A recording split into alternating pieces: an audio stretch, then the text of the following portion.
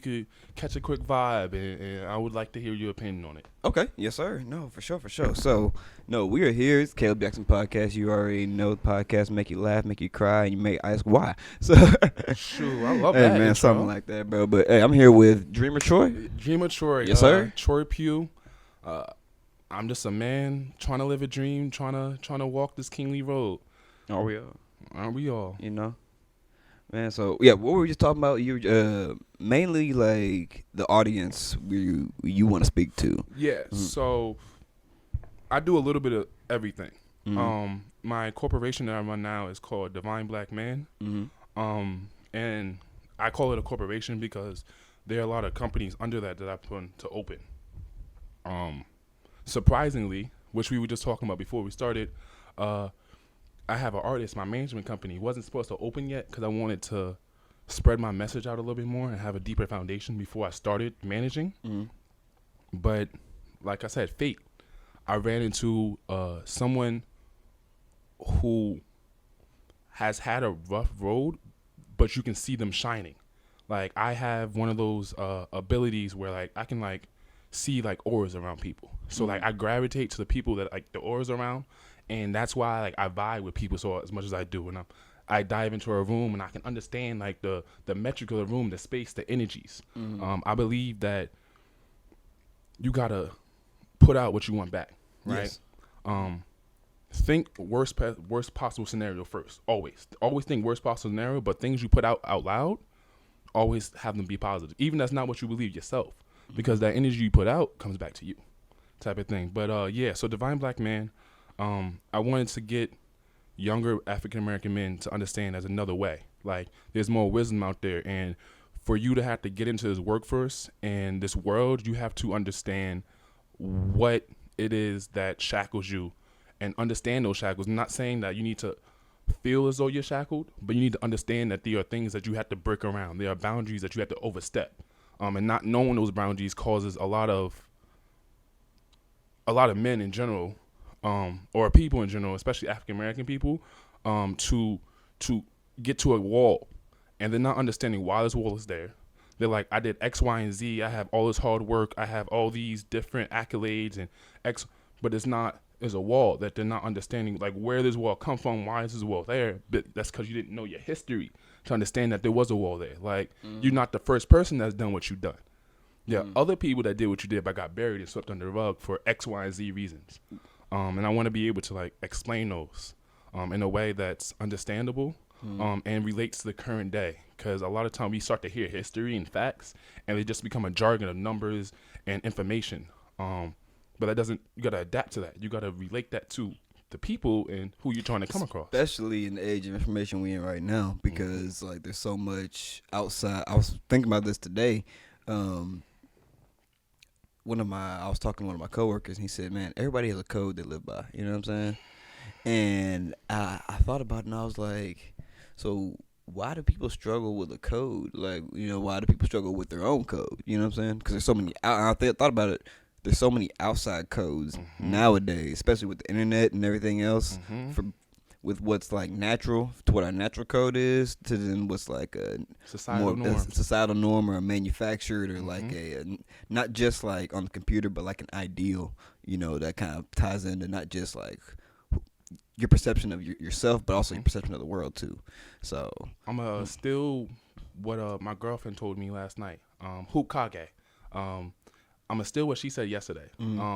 Principles, morals, and a conscience.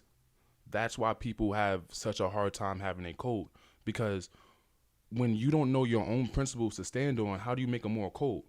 When your consciousness is up in the air, like you're willing to do anything for anything to get ahead, where do you stand? So what line do you have? And then your morals, like how'd you grow up? Like how did like the people that you grew up around, like what did you see growing up? Like, and the things you saw, did that negatively impact you or did it positively impact you? Like I say that I am a product of my environment, and I'm proud to be it, because I've had the experience of being in so many different places, and I pick up a little thing from this, and I had to remake myself over and over and over again, which now I love. because I don't regret my past that I've been here. But at that time, it was hard because to remake yourself over and over again in each new surroundings, new friend groups, new people. Now you got to explain your history all over again. Favorite colors, like that gets like it gets to you. You're a lot of people in one. You know what I'm saying? Yeah, you're a lot of people in one. That's like I said before, your history. When people don't know their own history, they can't really have a moral compass. And then now the problem is that we fight in a world and we live in a world where money rules most things, right? And to get the money to be comfortable, you have to work for that. But herein lies the problem. If both parents are out working, who's raising the kid? A nanny or the internet, most likely. And then what is the internet doing? Giving them social norms, which is now becoming their moral compass because this is what they grew up on seeing. Like, we had cartoons back in the day that taught you stuff. Look at cartoons now. Purely entertainment. Where's the actual knowledge behind that? Yes, our cartoons used to be more violent, but we would see, like, you go and do X, Y, and Z, a violent reaction happens. And then, like, yeah, it was colorful, it was funny, we had moments to laugh, we had moments to cry. But it was a message behind the story. And that's what I think society has pulled from because they don't necessarily want certain messages to come across. You talk like how one thing, example, like in the Proud Family. Look at that. Yeah, I haven't even thought about Proud Family in long. We don't have cartoons like that no more. What was another one? So we had Static Shock. Static Shock. We don't get cartoons like well. Static Shock had a couple of episodes where at least there was like an underlying message and you could see what it was. Like whether it was like racism, friendship, relationships between, because like his best friend was white, you know what I'm saying? But he's also a superhero. Exactly. You know? And at first his best friend didn't have powers. But it was the fact that this is my best friend and I'm a ride for you. How often do we have people betraying each other now for money? Feel me? Goes back to money, for anything. women, for women, small things. We have crash out culture now. Like our culture now is crash out over little things. Somebody steps on your shoe, punch him in the face. Like I come like we was having off podcast conversation. I have older generation of parents. Like my parents are like the boomer ages. So like their mentalities on things are very much cut and dry, black and white. And because of that, like I was saying, it's not necessarily the things that they taught me. It's the way they went about situations that made my moral code the way my moral code is. Like, it's seeing my dad step out or do whatever he's doing, which would have me look like, isn't mom enough? Right? Like, little stuff like that. Or when I was younger, like I told you, my dad, he's a martial artist. So on top of that, he was a preacher.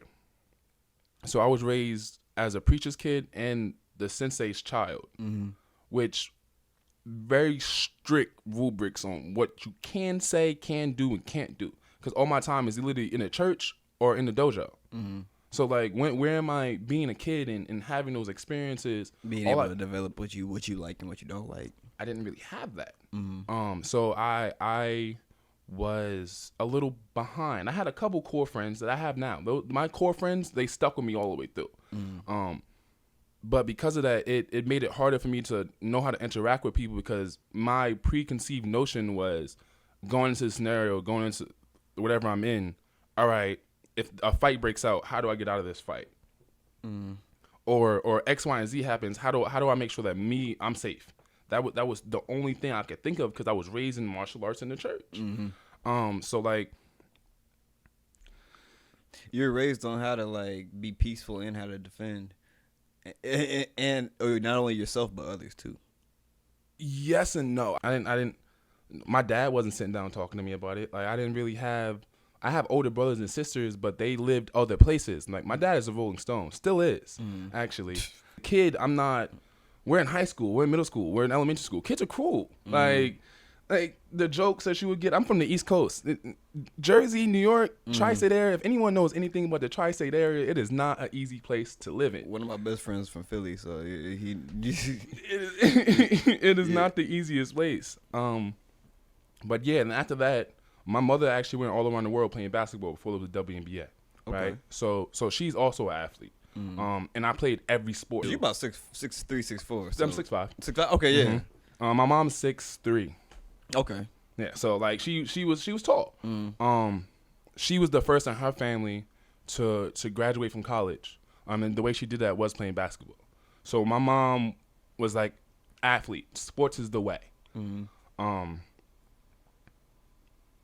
So after karate, I played every sport. Like I tried them all, like soccer, swimming, except the only sports I haven't played. I've never done polo. I've never done like on the horses or like water polo? Both. Okay. I mean, like I've been in swimming competitions, so technically, like they had like polo things relations, but like it was never really like my field. I was more so breaststroke, freestyle, and diving. Okay. Especially at 6'5", I already know you probably like. Oh no, I was at this time I was like 6'1" because I was around like 12, 13 because I didn't really want to do karate anymore. Like once I got to like brown belt, I was done with it because at this time I really felt like a show horse. Like I'm literally here just so my dad can get awards and show off that he has these awards. Like this is my son, like this is my junior. Like look y'all, like look martial arts world, like me, and look at what my son is doing. So like I felt like, and I didn't love it. I didn't have love for it the way he did. Or for any sports or like any kind. Well, martial arts. I didn't have love for martial arts. And me not really having love for martial arts kind of like put me in a back step. And then disconnect. Then once I mastered it, it's like, well, I never too old to master anything. I feel like martial arts is one of those things where you can always evolve and grow. But like once I quote unquote mastered it, I was like, all right, like what now? And then my mom put me into sports, and I played basketball, played football. I ended up falling in love with football and track, and lacrosse. Lacrosse is one of my favorite. Those are the top three. Yeah, okay, yeah. From the Northeast, so yeah, they play lacrosse hella up there. Okay, yeah. Lacrosse. I was about to say down here, it's not as big as a big thing. I haven't even heard of one lacrosse anything since I've been in Texas. Yeah, no, it's either football, track, basketball, baseball. Yeah, that's really about it. Honestly, swimming is here and there, kind of thing. I feel like it's one of those touch and go kind of things. Yeah, it depends on where you are, how much money is there, kind of thing. You know what I mean? Or even then, just if the program's even there. You know what I mean? And if they're good, because why would you wanna? Why would you wanna? If there's nobody in there who can swim, tight. Like, I mean. Why would you put the money into it? You know what I'm saying? Exactly. So, I mean, like, no one would do that's just a waste of money. Like at least that's what parents are probably gonna think. Oh, that's a waste of money. Like exactly. How far can you go with swimming? I mean, quote unquote. Like ideal wise. I mean, being someone who did everything, you kind of have an idea for like how far you can go in every sport. And that's like, why I do what I do right now. Okay. Because like I stepped out of the sporting field, and that's what my management company was going to be. I was gonna try and find artists because people, or not artists, try to find athletes and actually care for them. Like you're not just a number, bro. Like you're not just a body. Like you have a spirit. There's like, life after football. There's life after football, and they don't teach you that. I played football for Temple. Okay. And then I transferred from Temple, and I ran track at a different school, Bloomfield College. Like I've been through the athletic world, and I have friends who've been through athletic worlds. I know a lot of people actually in the league right now. So like we came up very similarly, bro. Because my dad pastor kid again. Played a little bit of football in college too as well.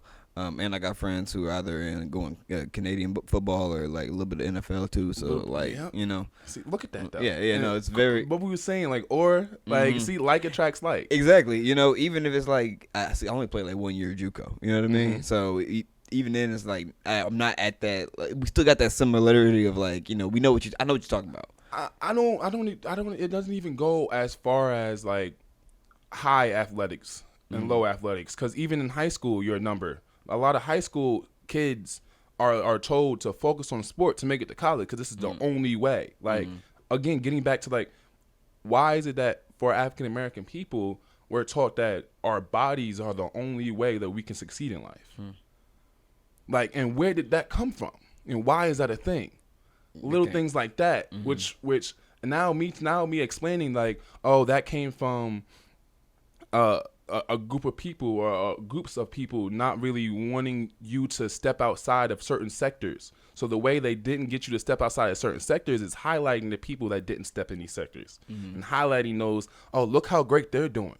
Look how much money they got. Look at the women they got around them, which made in turn young women want to do that for different reasons. Oh, now one person may just be wanting the girl. One dude may just want the girls. One lady may just want the money. And slowly and surely that's trans into like. Did you know to be a professional athlete is literally 0.0001% people make it?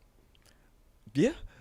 Like with a whole groups of states of full of people are all trying to like. When I went to the first tryout for a blend, dude, it was like 300 people there, and you have people from D1 colleges, other JUCOs, D2s, D3s, NAIAs. You know what I'm saying?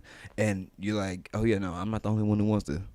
You know, and what drive do I have? How is my drive bigger than his drive? What drive? Because for all I know, this is literally that's it. Like if he don't make it, his whole family or her whole family is supporting us, riding on her to make it. And if they don't, what then? What options do they have then? All they did was play sports, so they never been taught how to balance a checkbook. They've never been taught what to do when you get pulled over by the police. You're an athlete, so most of the time you get swipe on the finger and you walk away. And I saw guys who were like my age now. I was at the time 18. Guys who are my age now or 28, 29 still out there. You know what I'm saying? Like, and because this is all they know. This is all they know. This is all they've been raised. This is all they've been taught on how to do. Like, and that right there is one of my issues. Like, someone has to be able to tell us there's another way of getting it.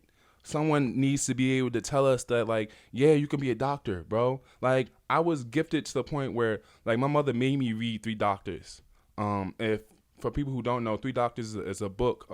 They actually from Jersey. Well, not from Jersey, but they ended up on the East Coast. And it's 3 black men who became doctors. Okay. Right? And it's called Three Brothers or Three Doctors. One of the things, I'm going to look it up and I'm going to come back to you on that. Okay. But I was gifted with the like sprinkles, like flashes of like history. And like I didn't know what that would mean for me at that time. Like, how do I say this? It went from like sports being the only way and understanding like what, like no life after sports and like no one's teaching us this, like, and having a voice, which was why my issue when I was younger. I didn't have a voice for myself.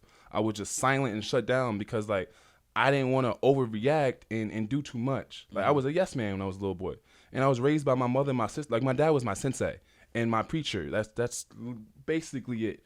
Outside of that, he didn't really do affection. We didn't sit down and have guy talks. We never went fishing or we never went camping or like I had to go beg him to go throw a ball outside. Like little things that you would think to like you would have. I'm not saying this to judge this man. I love the man for who he is. It's one of those is what it is kind of things. It's one of those it is what it is. We didn't have that real relationship. And my mother, she's an athlete, so she's strict.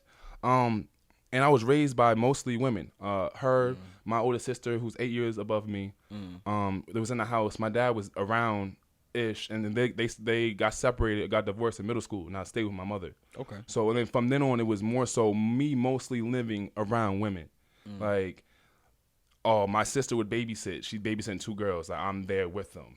Or like my sister friends having a party, I'm forced to go to the party. Like I'm the one boy, the nephew or the one guy at all girl party, or like I'm the one boy that like being around female friends, they all playing Winx, they're making you play the guy in the Winx club. Like I'm that one guy, and I've always been raised around like, so I had a different viewpoint on what a man should be, because my dad wasn't really a figure I could look to for a man per se. So my figure to look for as man is what all the women around me was telling me they would want in a man, which led to like unfortunate heartbreaks and pain, because a fantasy is a fantasy and reality is reality. And unfortunately, a lot of times the views on which fanatical views that you want in fantasy translate into real life, and someone's actually doing that is either too good to be true, or you've never had that before, so you're going to take advantage of it and end up hurting that person. And this is to 2001, 2002, before we had like real social media to like explode. Like we had like Instagram, we had Facebook, you know, we had MySpace, so like we had social media, we had Twitter, like it was there, but it wasn't the prevalent as it is now. Yeah. And that got me hurt a lot. I'm not gonna hold you. That got me walked on. That got me hurt. And it made me harden up. Made me want to be a player. Made me want to step out. Not to put my foot in my mouth about things I did in the past.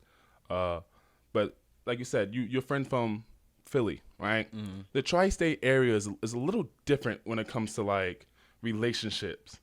It's like I've noticed. Yeah, like we have women are more aggressive. And then if you don't have a roster, what's wrong with you? Like if you're not talking to other women, women don't really like you. And that, like little things like that, like I was the gentleman. I was doing everything I was supposed to do, and I couldn't understand why me doing everything I'm supposed to do is not getting the outcome that my mother said she would have wished she could have had, or my sisters said, or my sister's friends wish they boyfriends would act like. Like, why am I doing these things? And in return, I'm getting nothing but trash. This nigga spitting. I ain't gonna. Like, man, what? Keep going. Like, I was getting nothing but trashed. And that hardened my heart and made me step out and start acting a different way. But then, like I said, I was raised in martial arts in church. So, like, I didn't really know what way to, like, properly do this. So I chose tri-state area's number one thing, sex. I chose to just dive into like, all my problems can be washed away by sex. All my issues can be washed away over sex or drugs. I can either smoke it away, or I can go have sex with somebody and forget all my issues. And that actually became a problem for me, like equating problem solving to sex. And like, I think there's one woman in my life. She's an ex of mine. I'm usually cool with most of my exes, unless like they mess me over or I mess them over. I don't really mess over most people. But like, you know, I'm not perfect. I've done bad things in my life. I'm not ashamed to say that. But she broke my wall of like not feeling emotions. And then once that wall was broken, like there's no going back, bro. Like I'm in college, second year in college, me and my girlfriend living together. Now I have emotions I haven't felt for 18 years. I'm just now like experiencing these things most young men go through when they're 11, 12. I'm just now breaking that wall of emotions because martial arts and church and religion had me so bricked up, and this is the path I need to be walking, and I couldn't see outside of that. And she broke that wall down, got me emotions, and they sucked. Still do suck. I'm not gonna say that, but like now understanding how to process them clearly and how to express those clearly in a way that the other party can receive it is something that I try to like a message I try to push on to other people. Because I had emotions, but I didn't know how to express them. Then the only emotions I really knew how to express was anger, sadness, jealousy. That's about it. And what most people don't realize is that men feel emotions literally a lot stronger than most women would believe. Tenfold. Yeah. I was gonna say that, but I ain't wanna. It's like a. It's that sort of fact, but like I think. What are we talking about? Because like most women like. I'm not saying most women, but like women as a whole are emotional. Yeah, okay. I would say go ahead. Like just are emotional. We're all emotional creatures. You know what I'm saying? But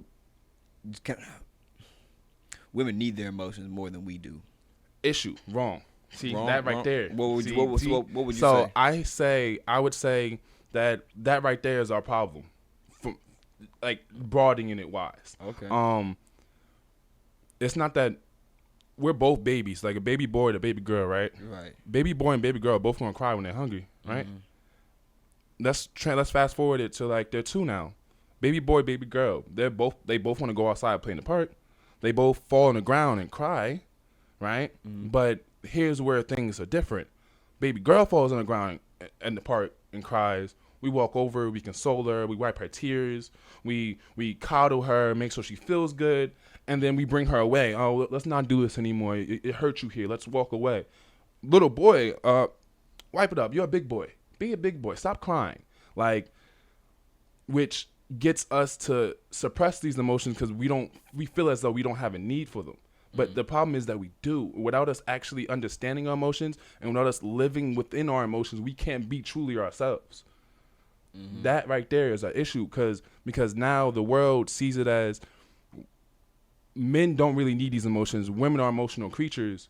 It's not necessarily like, yeah, they're emotional creatures, but it's because they're given the space to allow these emotions to show and allow these emotions to flourish. Men aren't given that space to allow these emotions to show. Because once you start doing that, you look at it as feminine. And that means in most male cases weak, and no man wants to be weak. But the most way that any emotion is expressed is anger, or and that's aggression. the only one that's accepted, right? But now look at where we are right now in 2024, where most women will choose a bear over a dude because they're afraid of how this dude would react. Reality, that's crazy. That there are more women on this earth that believe that there are more men out here that are bad than there are good, right? How is that a thing? Like That's a question I've asked myself. Universally, most men only have we're not talking about black men. Black men, we triple this stat. But universally, most men only have 7 to 8 bodies, the body count in their entire life. They've only been with 7 to 8 women their entire life. The count of men that physically abuse a woman is 1 in 4, right? That means we have a 75% of men who don't act that way or don't think this way or don't view things this way. Partner side of that conversation, other side of the coin is like, oh, well, you're taking statistics, and statistics are made by big group numbers, and big group numbers are only the people who actually go and say this out loud, right? People who only actually go and report these. The amount of cases, domestic violence cases that never go reported. What about women to men? The amount of domestic violence cases that men don't report is staggering. Because even if you do, you looked at it as weak. Johnny Depp, when Johnny Depp was fighting, how many people at first, before the sentimentalities came and we started seeing how like cold she was, how many people weren't on his side? Oh, she abused you. You're just a weak man. Like, and that makes it so our young men don't feel as though like emotions are things they need or things they should understand how to process. But we teach women how to communicate their emotions effectively since they're little girls. On the flip side, we don't ever teach them how to understand a man when he's talking, though. As a dad, I have my daughter myself. I'm going to teach her, but I know most dads never taught their daughter how to talk to a man. Or in an X, Y, and Z situation, how a man will react, how a man is trained to react. So now their daughter has a different perspective. Most men don't do that. And unfortunately, the women that start to understand men's mentalities, quote unquote, are women that have been hurt over and over again. Feel me? And then once you get hurt by one thing, once I burn my hand on a stove, I know the stove is hot, right? I try to cook again and I burn it a different way. Okay, well, I can't do that because that also burns. But the problem is you keep getting burned and burned and burned, and you're losing pieces of yourself each time you do this because you're hardening yourself up for whatever.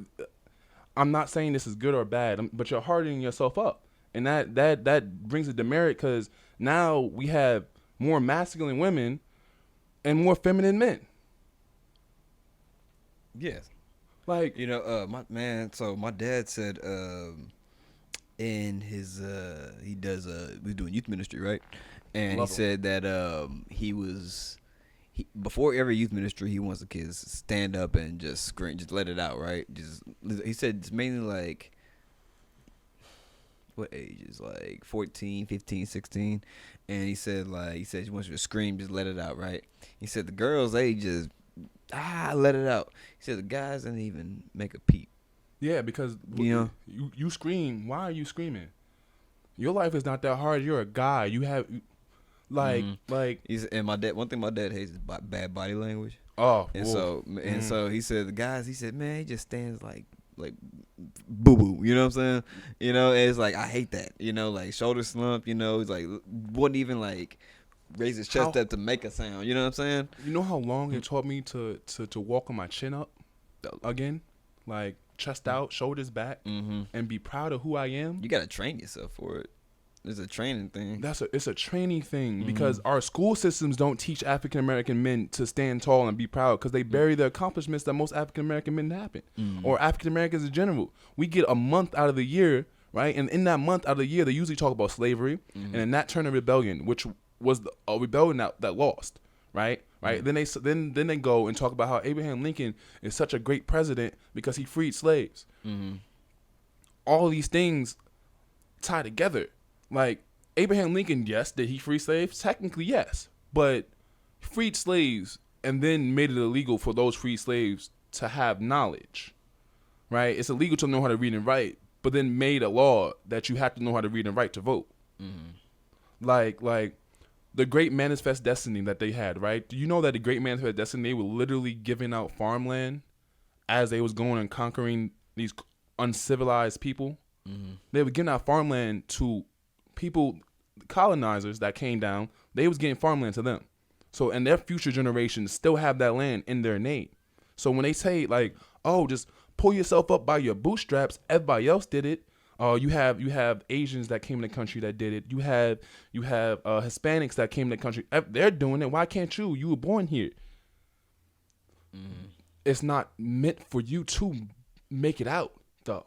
Like, and it's things engineered, the shackles that are invisible, but you got to know they're there. Like the idea of going to school, or what was it?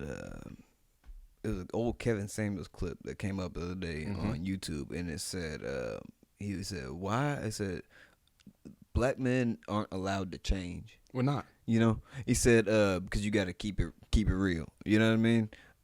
Especially if you want to like elevate yourself to a different level, but there's a way to do that within like not only if you want to do it the right quote unquote right way, but a way that's like I said, like school, exit school, stuff like school or corporate America, stuff like that. You know, you got to come correct in those ways, you know, and a lot of times a lot of shackles because you're supposed to be a certain way, you know. I even had I met a dude at a party the other day. One of my friends had a little get together, and we only two black dudes at the party, so we were sitting there talking to each other. Always happens. And, you know what I'm saying? And that same thing, I asked him, I was like, man, you got the same thing in school, like you talk white or like you talk proper. Is it? Yes. You know, he's like, for some whatever reason, or not, we know the reason, but he said, you know, I got that a lot, you know, of that I don't sound how I look, you know what I'm exactly, saying? like, so go back into my history. So we're jumping around, and this ties into where we are right now. So I wanted to go back. Yeah, so raised by my dad, preacher, sensei. My mom, raised by mostly women. And I went to 3 different high schools. I went to 2 different elementary schools, 1 middle school, 3 different high schools, like 3 different colleges. Like, and these are different states. So like I've been around, and the last high school I went to is in our urban neighborhood. Malcolm X Shabazz, I'm Bulldog for life. Represent. I was gonna wear my ring, but I don't really like wearing my ring out like that because I'd rather people view me for the words coming out of my mouth versus what I have on. Which is an issue now because people don't even want to hear the words you coming out your mouth unless you have something on that attracts them. Clickbait. But yeah, that, and at this urban neighborhood, I got there. Oh, you sound white. You don't talk like us. You don't act like us. Like, I was a suburban black kid. Like, what do you expect a suburban black kid, especially a pastor's kid? A suburban pastor's kid, and then going to the hood. Like, I was lost. Luckily, I ran into people who helped me change, but even that change made me more hood and harder or more urbanized. And I started speaking with more slang. I stopped enunciating my words. I stopped wearing, because I like to dress preppy. That's my thing. I like khakis. I like cardigans. I love a suit.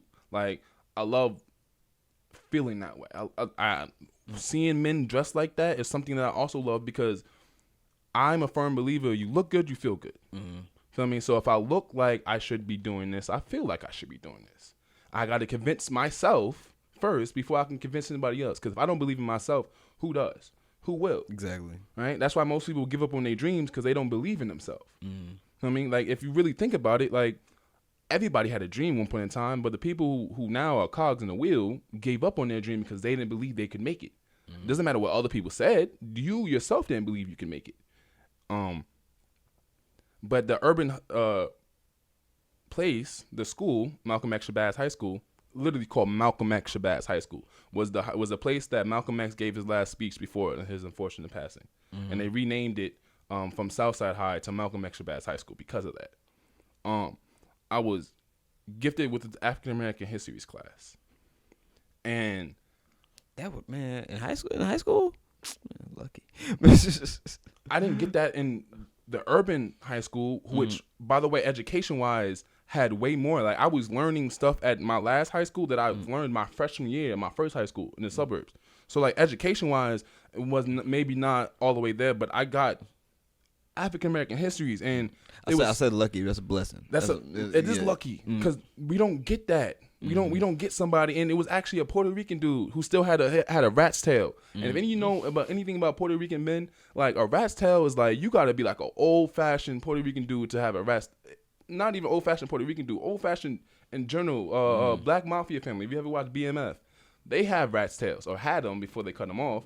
But think about that age. Like, you gotta, that type of men to still have a rat's tail. And rat's tail is the type of hairstyle where you basically have a braid at the bottom of your neck that drags down. Most of the time they're dreadlocks. It's usually one dreadlock that they have outside of their hair. That's what a rat's tail is for people who don't know.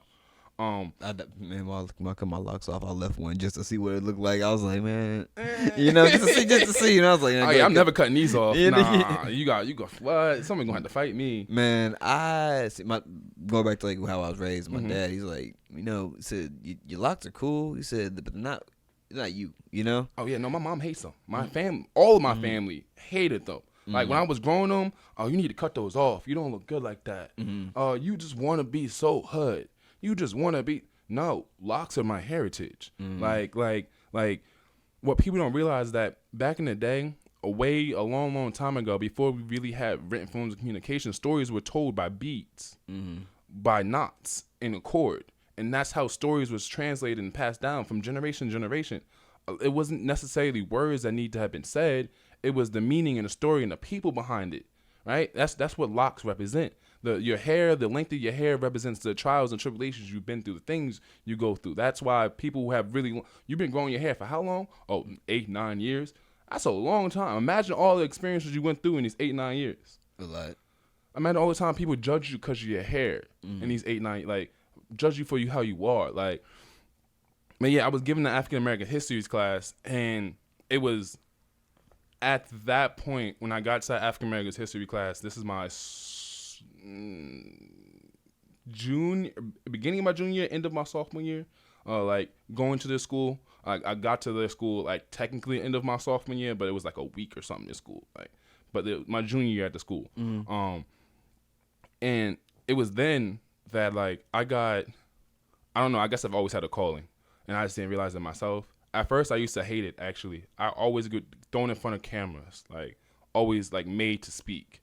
So, like, we would say my class went on a school trip, and we went to a panel or something like that. Like, and they randomly call somebody out the crowd to speak, it would be me. Like, and that was my junior year, before I started really running track. Then I started running track, and I got really good at it. And, like, I felt good. It's something that I like to do because track is an individual team sport. Like, it really relies on me. Like, I win or I lose. I can't really blame you for anything unless it's a relay, and that's a whole different story. Which events did you run? I was that guy. You needed the first place. Like, put them in any except for like the 55 and 100. Like, I'm 11 flat, 100 tops best. But, like, it takes me a while to, like, kick up. 200. Oh, 200 was my thing. Yeah, I ran 200 open. I ran 20.9 20.89 open. If you know anything about track, you know that's fast. Yeah. I mean, in 20 seconds, I went 200 meters, basically. In 21 seconds, I went 200 meters. To put it into perspective, the world record is 19:20 by Usain Bolt. So, Right. yeah. Moving. You know what I'm saying?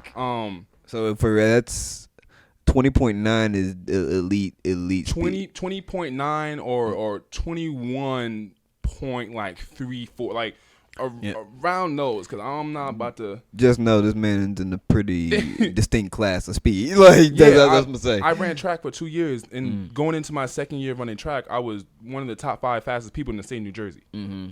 Like it was, I felt proud of that. And I would always get thrown in front of things, and I was gifted with the principal that I had at my school.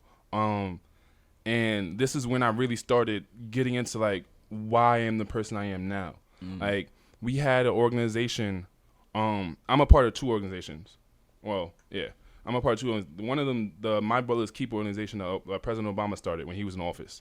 I am a member of My Brother's Keeper, and I firmly believe that. Like my brother is not just somebody biologically related to me, or is not just someone who looks at me as a skin tone. As a person, as a human, we all have souls within our bodies, and what's on the outside should not matter, but it does, right? And I'm one that if my brother needs a hand, I'm going to pull him up, not just give him something that he can try to get up with. Feel me? Instead of you're gonna help, not enable. Exactly. Exactly. My Brother's Keeper, but the organization at school, it was called Project Power. And I'm remembering these things as I talk, which is crazy. Like it was called Project Power, and in this, it was ex-Paru. If anyone knows anything is about gangs, Paru was before Bloods. It was Paru, right? Then that was the red side of it. There's another side. I don't know the blue side of things. I'm not that knowledgeable with that, nor do I want to set into that field. No. Me? Go watch the movie Dope. Just go watch the movie Dope. Go watch the movie Boys in the Hood. Watch what's another good one to watch? No, not Friday, because Friday doesn't really have. Not big on Baby gangs. Boy. Baby Boy, yes. Go watch Baby Boy. Yes. You'll be able to tell he was an ex Paru member, and he was like one of the like original Paru members though. Like, and originally it wasn't a gang meant for violence. It was black people coming together to fight for themselves, protect the neighborhood. Right. They were basically a form of Black Panthers. That's what originally it started out. And then it slowly devolved, and once it devolved, he no longer wanted to be a part of that. But he's lived a long life, and he has all these different connections. And my Principal Mills, I forgot his first name, but Principal Mills, he used to be the principal at Malcolm X Shabazz High School. He's the one that like put this in place, because Malcolm X, my school actually was supposed to close down. Like it was one of those worst schools in the nation. Like it was top 11 worst school, and it was supposed to close down. Like people used to ride dirt bikes in the hallways. Damn. Like it was a terrible school. And then he came in. Is it Jersey? In Jersey. Yeah. Terrible school. But then he came in and he changed all of that. And one of the way he changed it was like morning assemblies, like posture, like talking to people, like taking pride in things. Like that's what he tried to instill. And I guess he saw something in me that I didn't see in myself, because he would force me to do like interviews. Like anytime something popped up with the school that somebody had to talk about, or somebody had to like be in front of a camera, he's calling me out of class. Oh, come do this. Oh, I have a reporter coming in 30 minutes. I need you to talk about X, Y, and Z. Huh? What do you mean you have a reporter coming in 30? How am I supposed to? But I had to wing it. Yeah. Like, and the Project Power, he firmly believed that black men had strength, and they would put things together that like had HBCUs come down to our students from HBCUs come down and talk to us. And he had a botanical garden in the school, because most of us in the urban neighborhoods never spent the time to grow flowers. Like little things like that he would do. And that unfortunately that kind of stuck with me. I still didn't understand it even then. I still didn't get it. But like being forced thrown in front of cameras, that happened. Track. I'm now being recorded all the time. Like, cause like once you make it, people put a camera in your face, and that's just how it is. Yeah, like it comes with there's a song by Big Crit, Price of Fame. Price of Fame. Yeah. The price of fame. The price of fame is your privacy. The more famous you come, the less private your life is, because people believe that they now have a right to you because they're your fan. Again, people's belief in what they should have, because societal norm dictates, oh, you're a celebrity now. You don't have a right to have a house and not have anybody cameras taken. You don't have a right to want to go date secretly. Like you're a celebrity. Yeah, nothing's sacred or anything. Nothing is sacred. And that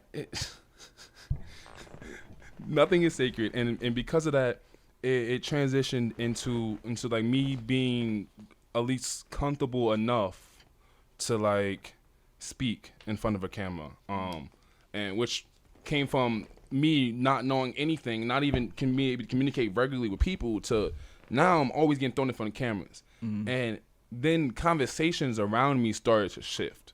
Like I would get thrown into conversations where people would just ask me things, and now I'm forced to like break, like I don't know, like what do you think about it? Like older men would start coming to me and talking to me because they saw something apparently I didn't see.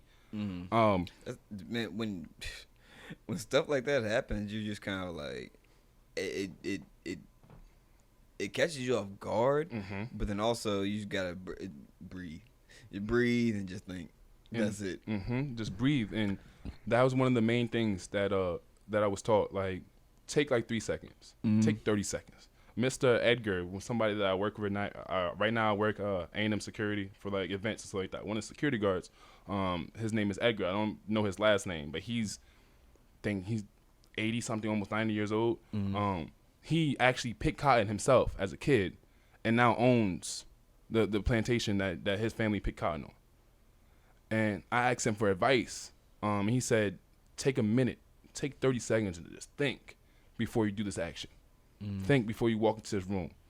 And that will change your outlook 90% of the time. And this is like a minute, 30 seconds. Like, that's nothing. Like a minute, that's a cup of ramen. We had a podcast. We talked about that Moon Drip podcast about like 4 or 5 months ago. Oh, actually, about 6 months ago now. But one of the performers, Zano Rain, he said before he was performing, he was in the back of the door. It was a story, but he was back behind the door, and he was pounding on the door because the door was locked, and he was supposed to go on. And they were like, "Zane, where you at? Where you at?" Right, and he's pounding on trying to get out. Yeah, he's trying to get in because he's locked outside. Oh, yeah. So he can't get in to go perform. Yeah, because he was just gonna run inside and just go perform because the stage was right there. But the door slipped. There was something propping the door open, and it slipped. It wouldn't even let him in. It wouldn't let him in, so he's banging on the door, and then he said he turned around. And he said, made eye contact with a lady across the street, and she looking at him, and he looked at her, and nothing but just they looked at each other for a second. Just like, he said that slight pause. He said all of a sudden, he said someone turned around and said, "Zane, come on, you ready?" And he said he turned around. He said right then I didn't have any anxiety or anything. He said that small little moment. He said I don't know what it was. He said, but displacement. You need to displace yourself from your current self before you yourself can take these actions. That's one of my things that popped out of my head. I kind of have those occasionally. I have like a good word or two. If you let me cook sometimes, I get a good word or two, a good sentence, a good bar. No, yeah, sometimes you catch yourself off guard. You're like, God damn, like that was phenomenal. You know what I'm saying? Write that shit down. Literally, I had the amount of notes I used to take notes. I lost them all. I think it was when I had an Android. I used to take notes on my Android, like Galaxy Note. I had the big one, not no small Android. Like, I had the big heavy duty joint. Was it the Note 3? The Note 2. Oh, okay. I had the bitches too. I had with the stylus and everything. Yes, sir. You didn't know about that. What? And people were talking about like, man, I can't go back to a smaller phone or anything like that, man. That was the whole reason I didn't have an iPhone because I couldn't do small. I'm 6'2". I'm in high Yeah, school big- right now. big- I have big bigger hands, hands. yeah. Like I wear it for like gloves. I gotta wear like a 2X, 3X. Like a 2X glove fits my hand but barely covers my wrist. Like I gotta wear a 3X glove, which is a little too much space for me just to get the length of my hand. Same thing with when I was younger, I couldn't go to the mall and buy a pair of sneakers. Now, what? They make sneakers. What? I can go to the mall, go buy. What you like, 15? Yeah. Okay. But my foot aged with me. So, like, I was a 4 wearing a 4, 5 wearing a 5, 6 wearing a 6, all the way up until I got 15. Like, And then it stopped right there. And then it stopped at 15, luckily for me. Because if it kept going, I don't know what I would do. Man, no, sir. I'll be wearing 24E, Shaq size, goddamn. I'll be walking around little boats. I can go swimming in the things. That's too big of a foot. Like, what you gonna do with that big of a foot, bro? Like, Shoot. the foot Be issues. a model. I Be got a foot model. That's all I could do. I just think the foot guy, as someone who has foot issues, I think the foot issues of maybe having that big of a foot would just be horrible. Now, I mean, there's probably another perk because they say how big your feet are. You feel me? Hey, man, they say that about feet and hands too. They say that about feet and hands. 5'8", I think I got normal size hands, but I got 10 and a half, 10, 11, 10 and a half, depending on what brand you're talking. Okay, So, that's not bad. You know That's what not bad. You can go shopping and actually your sneakers will cost you like $150 to $175. man, I'm cheap. I ain't gonna lie to you. Oh, you're lucky. That's to- my cheap Oh, for real? because I have big feet. You do? Yeah, nah. It's, Like if something comfortable too as well. if something comfortable, I mean, yeah, I could probably go to like Payless or something like that, or like get some like Skechers or something. Not even now. Skechers are expensive now. Like, That's the internet, bro. Like societal norm. same thing with know what Asics, I mean? bro. Like now, Asics they used to be the shit. They were only for track. Exactly. Like people, and now the sneaker game is amazing. Exactly. Like little things. I think they have like I think I've seen some basketball. Yeah, they do Asics. now. So Asics went from only so Asics were an outdoor shoe. They weren't even really like spikes wise. It was either outdoor spikes or it was just a good walking shoe for people who like had like arthritis or something like that, you know what and I'm they saying? needed the extra support. I was hella flat footed. I had Same. you know what I'm saying? So I I had used to like be duck footed too. I used to walk like this. Really? Like track change. Like I haven't really talked about my mentors, and like I've been blessed with having multiple mentors, and each one of these men that came into my life, I needed them to come into my life at the time they did, because the lessons they forthwithly put onto me, like now I'm able to like actually like explode on those, and like and say and do this and be here with you. Like if it wasn't for my mentors, I wouldn't be here with you right now. I'd probably like somewhere dead or in jail. Honestly, that's the way I was going. I didn't see a future for myself. I never really had a goal when I was a kid. I didn't think I was going. It was sports. That's it. Because my sister, who's 8 years older than me, decided not to go to college to play sports. So I had to make it to play sports. The only way I could go to college was sports. My mom wasn't gonna be able to afford sending another child to college. Like, and it's just me and my mom living in the house. Like, Right. so like, and it's like, so like, that's you had to like things like that, which put a lot of us in the same predicament. Puts us in boxes. Like we're forced to do these things as this is the only way that we can think to get out. Like now looking back on it, bro, there's so many things I could have did.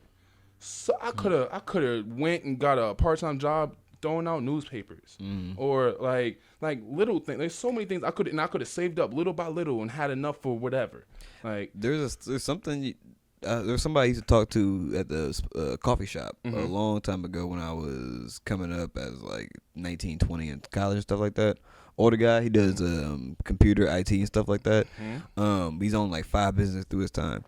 He said he was an army medic too. He was a medic in the army, and so he said that's some wisdom. You know, I love conversations like that. he told me, he said, there's something you do every day. He said, you don't necessarily know what it is. It's something you do. Like, you won't pick up on it unless you notice. He said, but you do it every day, and that's your thing. He said, it's something that you just naturally do. It's just your natural code, you know? And you find that, run with it. He said, and you're good. Turn a hobby into a career. And that way you'll forever love what you're doing because you're doing it out of love and not out of a job. He said, one thing he's about him. He said, "I fix things. I tinker and fix things." He said, "I was a medic. I fix computers." He said, "I've always fixed things." He said, "That's what I do." He said, "Whether it's people, things, computers." Wow. You know, thinking about like something being able to just like pull it back and just that simplistic. Like I fix things. But think about a medic and the computers. That's totally different fields. Like that takes totally different knowledge. But when you really get down to it, like ones and zeros and human DNA and analogy, like this is the issue, this is the problem, this is how we fix it. Exactly. Period. Wow. And so, and like you said, even me playing football, my story with football was like, I've talked about it on the podcast before, man. Both my feet have been injured, torn ACL. I didn't even play. I didn't even like see the field till senior year, and at that point, it's maybe about like very minimal. You know what I mean? And at that point, how much your love for this, and your love was the only thing that really carried you through that. A lot of my love for it. A lot of my friends, the friends I made, the connections, and just like being a part of the team is just that's experience. Like, a lot of people don't understand that ever. Like people who's never been a part of a club or a group. Like I was lucky enough I was a Boy Scout when I was a little boy. Like that's how suburban I grew up on. Like I see. Like, I wasn't that suburban. I was suburban. I had friends who were Boy Scouts, but he tried to always hustle me on some popcorn too. It's like a motherfucker. Because the girls had the cookies and the boys, what we did chocolate bars. Chocolate bars, or there was at one point it was this popcorn. It was like that caramel corn or chocolate covered corn. It was sea salt. It was. I remember what. Cause I used to like take like 3 boxes of chocolate in my room, the little canister. I used to just eat them. I'm like, oh, I'm supposed to sell these. Dang, and then I had to like sell one extra expensive so that I could make the cover for the other. Homie used to get on me, bro. You want some popcorn? I'm like, I don't like bag popcorn, bro. He's like, ask your mom, bro. Like, so I'm like, no, okay, maybe, man. Like, he was hustling like a motherfucker. I was like, but to see it, him now, he's the same way. You know what I mean? He'll pick up like that. He just moved to Seattle, and so like he'll land on his feet just because that's how he's done it. I've seen him not only do like property, but sales, construction. He's done a little bit of everything, and he got somebody I would like to get in contact with. He done his degree and everything. Yeah, he just moved out of state, but he's one of those guys I see now. I'm like, I just put 2 and 2 together thinking about it. I'm like, damn, he is a fucking hustler. That's what he is. You know what I'm saying? All his life. You know what I mean? And that ties into what we're talking about, right? Because all right, so let's point this, right? Because we was having 3 conversations that all have anything to do with each other, but I want to at least like your fans, the people that are watching this, understanding the points that we're the conversation, the points we're trying to make. But biggest point I would say I'm trying, or you go ahead first. Okay, I wanted to say that we're trying to talk about like moral codes, and how we can get to moral codes, and then we were talking about like how did I become who I am, right? Yes. And then 3, it's your love, your passion, like having a love and a passion. But therein lies the issue, because as a man, you're not taught to show your emotions, right? You're not taught to X, Y, and that was the last one. Like things men and women aren't taught differently. Like you're forced, unfortunately, as a man, it's either you hustle, or you get hustled. Point blank. Period. That's the way the world is for men. That's the way the world is for everybody. I'm not going to say men. Like that wasn't a pimp or be pimped. Pimp or be pimped. Yeah. It's 2024 now. Literally, it's pimp or be pimped. Yeah. Like, and that's terrifying. It sounds terrifying, but it's kind of just walk your walk kind of thing. Or would you say it's a walk your walk, or would you say it's a know the game and know how to play? Or both? What game are we being forced to play now, though? That's what I'm getting at. Like, it's know the game and know how to play it, or get played by playing this game. But why are we all having to play this game? How did we get here to having to play this game? Societal norms changed. And then once those changed, certain things, sneaky links, we had a whole sneaky link era. Era of people going behind your back to go mess with somebody else. Like, I was part of that too. I was too. Yeah, so like, yeah. Well, the amount of people. That was really how my first man. Like that's how I came into this shit. So that's how it was always kind of messed me up. I'm like, why, I came into it being a sneaky link. Why would I even want to change? You know what I'm saying? Not even want to change, but like, it's not even. For me, it's always like, oh, well, dang, like, how do I change? You know what I'm saying? Exactly. For a little bit, it's like, how do I like snap out of that same mindset? Exactly. Mm-hmm. And that's what I wish to be able to give people. Yeah. So grew up around women, yada yada yada, and I was gifted with wonderful mentors. One is his name is David Jefferson Jr. Reverend David Jefferson Jr.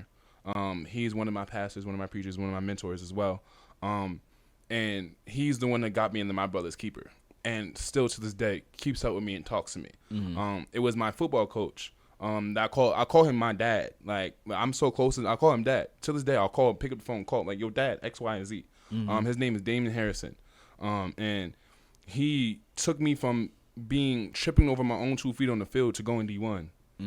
Like, if it wasn't for him and the life lessons he taught me along the way, I would have been misguided and lost. Like, coming to an urban neighborhood, he saw that, able to help me get through that. I got a coach like that. I call him coach. You got that coach that you always call coach. You got that coach you always call coach. You know, but took me from after my ACL surgery, took me from a 5.1 to a 4.6 in about 3 months. You know, he was the truth. Oh no, shout out Coach Whitehead. Shout out Coach. Crazy. That's everybody knows a Coach Whitehead. Everybody knows a Coach Harrison. Hey, is it always? Everybody always got that short bald headed coach. that know Coach his shit. That know his shit too. Like, hey, shout out Coach Whitehead.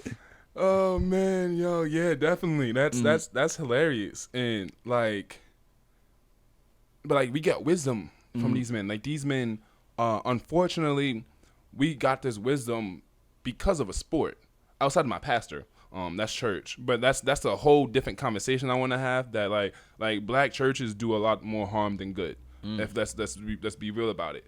That'll be a podcast for another day. Yeah, that's a whole different podcast. That's a can of worms right there, man. Sheesh. Not all of them, but a lot of them. Yeah, you know, it is hard to find the ones that I won't say hard, but it's almost like they're hidden, almost. Like, like the hidden gems. You know? The hidden gems, and I honestly don't think that the churches started out that way. I think that because people have faith and need something to believe in, they'll throw their whole power that they have over themselves. People, they don't trust themselves. They don't have any belief in themselves. So they're going to use their belief in God to get them to do everything that they wanted to do. Get them to, oh, well, God thinks I can do it. Or, well, I went to church and the pastor said I'm good enough, so I must be good enough. Yeah, but also, like, you're struggling and you just gave $1,000 to the church.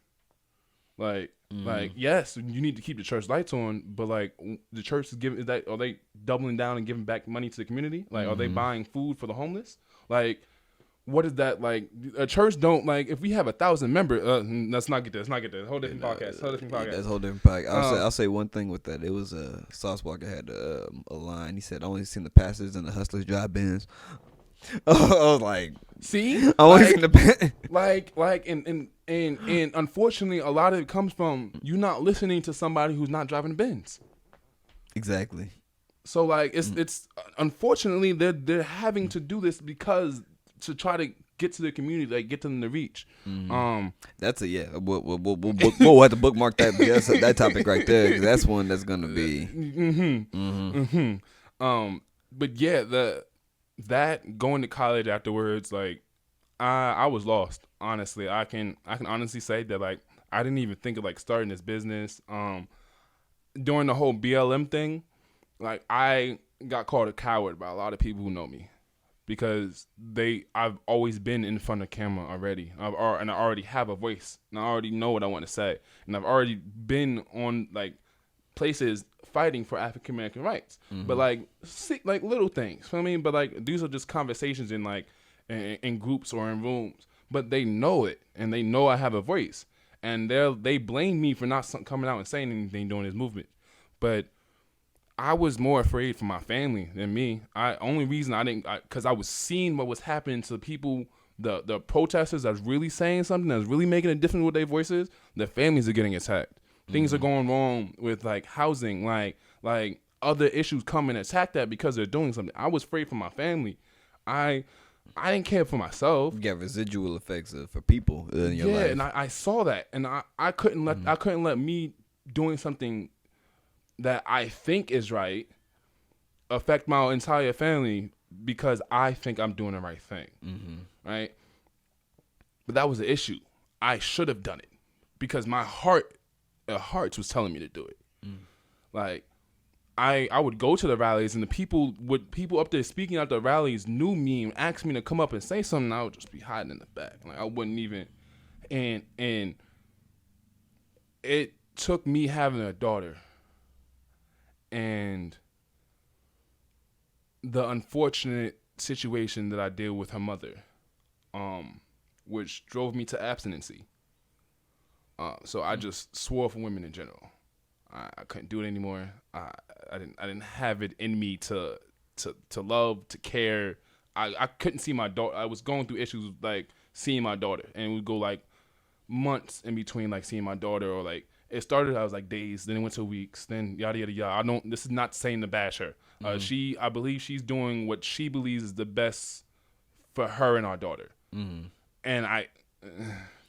that's perspective. That's a whole nother topic. So because of that, I was lost, and I was a personal trainer, and I was training athletes. I was training like high school students at this time, and then like the high school students I was training, they would come and sit down with me. Like it got to the point where they would come and sit down and just chat. Like in our session, like we would start to having points in our sessions where like at the end of it, after the workout, they would just talk. And they would just tell me what's going on with their heads, get my advice. How am I looking at this? How can I get past this? X, Y, and Z. And it was actually them that made me want to start like saying something or start a podcast. Because they're like, bro, like people need to hear what you're saying. Like if other people, like you have way too much power in your voice for just us to hear it. Like, but the only way for the people to do that, you got to get out there and do it. And I was like, yeah. You know, I mean, I guess that sounds right. Like, well, whatever. But then the abstinency for real and fully focusing on myself and like having conversations with like older women while I was abstinent and like asking them like what they think like issues are and the problems and stuff like that, and like hearing their responses like changed my mind, because a lot of it came down to, well, there was one or two dudes that came and messed them over, and because that one or two dudes messed them over, they raised their kids never to be messed over by a man the way I was messed over by a man, which now has the unfortunate benefit or unfortunate consequence of this child that they raised to now have a prejudiced outlook on X, Y, and Z, right? And then let's say that prejudiced outlook from X, Y, and Z, let's say they get hurt, right? And then now that they're hurt, oh, well, my mama told me this is going to happen. I got hurt too. F all men. All men are doing this. So now that third child is being raised F all men. Focus on yourself. Focus on your career. These men aren't anything. The X, Y, and Z, which is the current issue society we have now. It's like, oh, well, F men. It went from F men because men are such cheaters to F men because men are now more abusive. Like, but it's reality. It's a fight between us and not actually like being honest with each other. It's women not being honest with themselves, because a lot of this stems from the side chick. It was the side chick that taught her daughter that men ain't shit, because she was a side chick. You're breaking up a happy home, man. Like you're in the wrong, but you're gonna raise your daughter hating men because you were in the wrong and you couldn't take the accountability. He was in the wrong too, because he shouldn't have been cheating. But like a lot of things happen because like stuff just doesn't work out too, and people take things the wrong way. You know, because it's way easier to paint yourself as a victim and the other person as a villain than to take accountability and say you're both messed up. You know, or just maybe it wasn't good fit. You know, like one of my friends told me it is what it is, but it isn't what it isn't. You know what I'm saying? At the same time, and don't let all those anxieties and those. I've had that problem too in my past. And like even still, sometimes like letting yourself get in your own way. You know what I'm saying? Yep. You your biggest enemy. Mm-hmm. Like you're individual. I learned that from martial arts, shadow boxing. You'll see the greatest boxers shadow box themselves in the mirror. Because if I know how to defeat myself, when I know this attack is coming, how you gonna beat me? Like I fought myself 1,000 times and lost 1,000 times. So there's no way I'm gonna sit here and lose to you. Like I know everything I could do. So I mean, I've seen it all happen 1,000 different ways. So I mean, mental mapping, mental scaping. I'm big on meditation now. Like through my abstinency, I changed like completely. I used to be one of like the sneaky link culture. Like I used to be bad. I used to not be the best type of man. I was the man I am now trying to change. But I had a daughter. So like that changed your perspective on a lot of things. Yeah, because I don't want my daughter running into a man that I used to be. But how do I change that? Only way to change that is to try to get men to change and the younger men to change. And to do that, somebody has to like get there and get out and say like, this is wrong, bro. Like, nah, bro. Like, look at it from this way and not from that way. Like, I understand you're mad, but what actually made you mad? What made you mad was this person did this, right? So let's take out that person and let's take out the you. What made you mad was this action. So let's attack this action.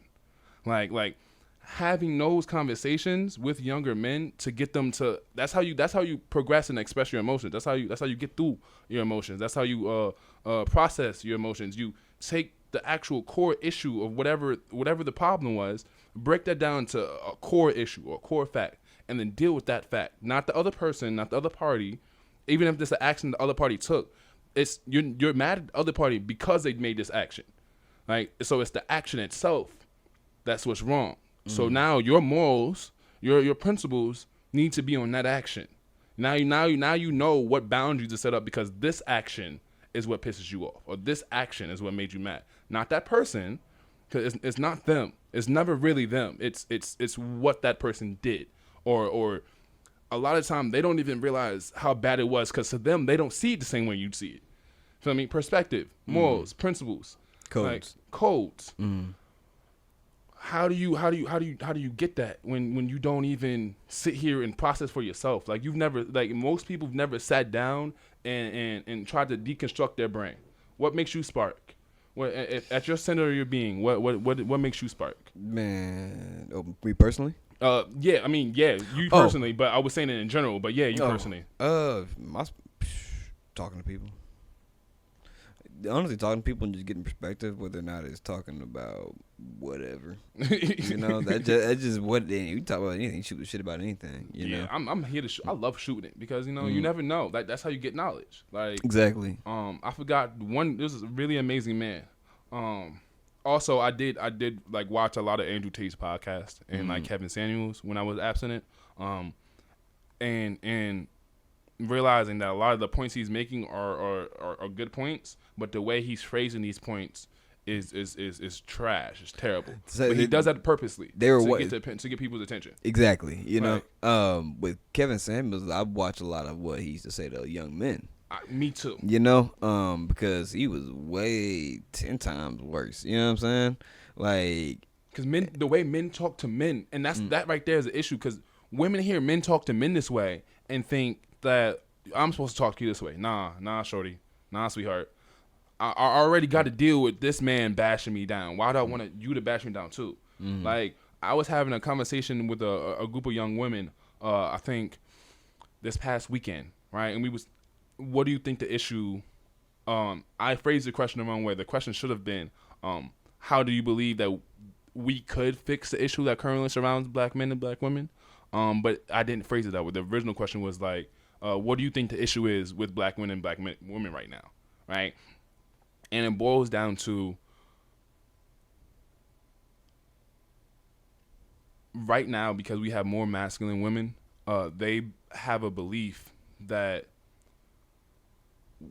inside our homes as well as outside our homes, we need to be fighting. Like, yeah, y'all fighting outside all day. So when you come back, like you should be used to it.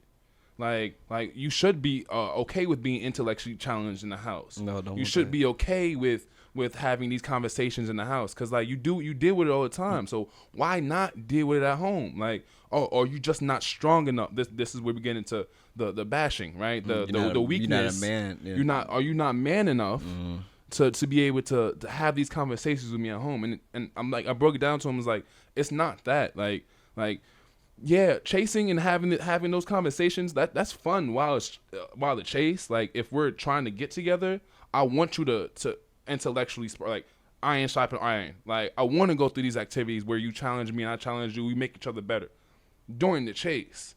Feel me? Once we're together, I'm your helpmate, you're my helpmate. You're filling in my blind spots. I'm not coming. There's no reason for me to come home to be challenged by you, because what in reality should happen, I should be able to come home and the things that I missed out on, or me being to tell you about my day and the things that like I didn't see, you let me know. Oh, so you saw this, but like what you didn't see was X, Y, and Z, and this is the reason why X, Y, and Z led to this. Like, and it's like, wow, because men, we get stuck in our own thought process and our own ways very easily. Like, and it's noodles to waffles, if you've ever heard of this. Women's brains are like noodles. Okay, I've heard. Well, okay, yeah, continue. I'm about to say noodles and waffles. I'm about to say that's two different.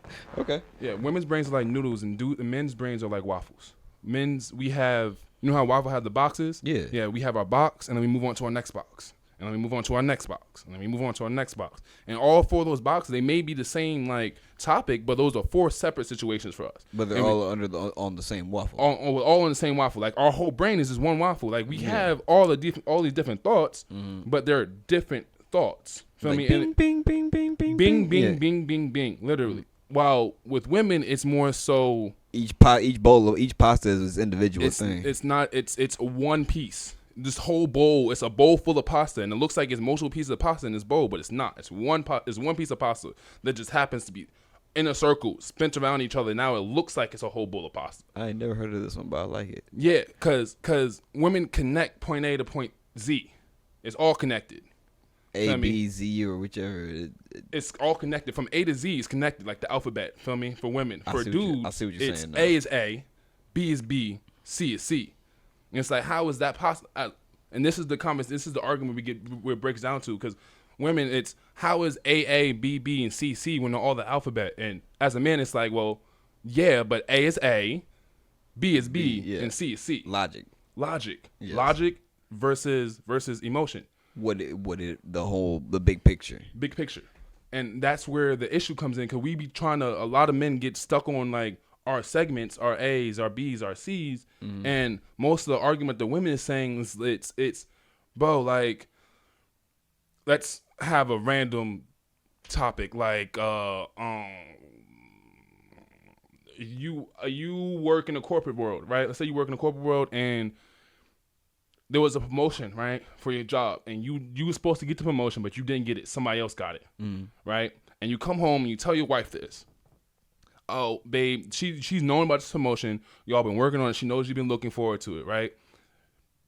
Unfortunately, the current scenario is we would go home, babe, I didn't get the promotion that I wanted, It's now, what did you do not to get the promotion? Right now, in current society, it would be, what did you do not to get the promotion? What do you mean you didn't get the promotion? Oh, you did X, Y, and Z. That promotion should have been yours. Like, nah, you got to go up there. You got to make a scene. You got to fight for this. You got to do this. You got to do that. Conflict. When in reality, it's, babe, I didn't get this promotion, Babe, I'm sorry you didn't get the promotion. I know you've really been looking forward to like moving up, and especially not just for you, for us as well. So like, what are our next steps could be? Like, what do you think our next step is? It's the same thing. Feel me? It's the same conversation, same topic, but in segment B, it's not confrontational. And this is you helping me as my helpmate get through this process, because I'm feeling bad right now. In A, you saying, oh, why didn't you do this? Why didn't you do that? Now I feel attacked. Not only do I not get it, I feel attacked. You're not viewing it as you're attacking me. Like, you're just asking, in your brain, this is how your brain works. It connects. Like, what do you mean this and it? Or you have the alkaloids. You have everything's connected. We're not, it's simple things like that. Like, just, we're not necessarily, and this is why I believe, in safe space, like having a safe space to be able to communicate with your partner effectively. Because we don't get that, like especially black men. We don't have safe spaces to talk to because, unfortunately for us, and universally, our biggest opponent is black women, which is terrible because in reality, they're our biggest helpmates and our supporters. But the problem is that we see them as our biggest enemies and they see us as their biggest enemies. So we're always fighting each other when we need to be helping each other. But we're a team, yeah. Comes back to morals, principles, and code. Like, what does your code say? But also training. Which is... What is your code trained to do? Right. So your principles come from your family, came from your history, your bloodline. What did your mom tell you about men? What did her mom tell you about men or about society? And now that's made you the way you are. Like, do you listen to tonight's conversation podcast? Which one? Ace Metaphor. He runs a podcast. Ace Metaphor. Yeah, Ace Metaphor. I think I've heard of it. There's Ace Metaphor, like Trip Fontaine, like a whole bunch of different podcasters and people in the space. They all belong to an organization, Tonight's Podcast, right? And on that they have a lot of conversations that are like really like great conversations, and they do this this live thing where they allow people to come up and like ask them questions, right? And one of the clips was Kira, one is her name. I forgot her last name, but the clip basically was, long story short in it, is as a woman coming up to the table, like talking to a man, like that we're sitting down, we're all on a date, right? And as a woman, like leading with like the car she has, the business she runs, or the position she's in, the degrees and yada yada yada. Like leading with all that, like and as a woman, should she step back and take a step back and look like, well, maybe these things don't actually like matter to him. Like maybe let's not lead with that and lead with something else. Or is the issue that you're just not man enough and you feel challenged because you see I have all these accolades, and like it literally black and white. That now we have. It's not. We don't want competition. That's what I'm trying. I would like to clear it to we don't want to fight you. Like we want y'all to be queens and just want you to live in your femininity and live as a queen, and when all of it, not stepping outside right now because X, Y, and Z is happening. So now you got to put on the man role. You never have to put on the man role. Just be a queen and be your queen through those actions. Like queens ruled kingdoms too. Queens ruled queendoms too. Like you have a place, and it's not getting back to like gender roles. I personally don't believe in gender roles. I believe everything should be, like I said, a smooth transition, a 50-50. Only people who actually have been in relationships and actually have kids and stuff like that understand that there's no real gender role. There's no real gender roles. There are definitely guidelines though.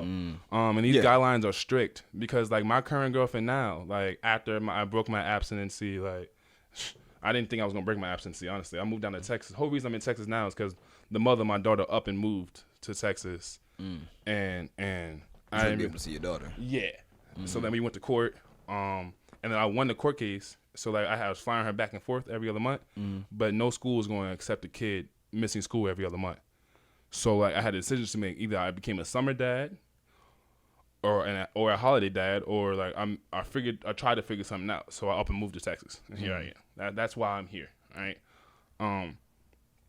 But like I had to break her out of her shell, like my current girlfriend, because like I'm this bad bitch. Yeah, you're a bad bitch. You're beautiful, and I fully love it. 100%, 100%.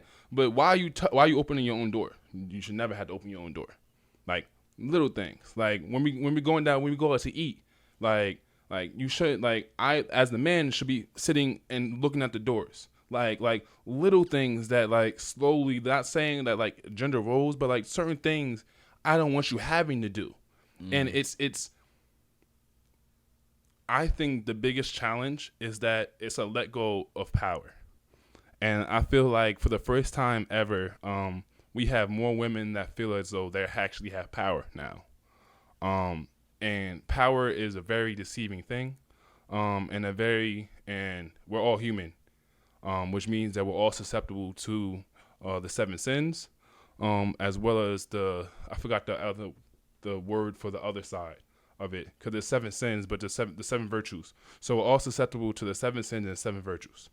And your principle and your code is how much of each one are you gonna allow yourself to be? Are you gonna allow yourself to feel? Right?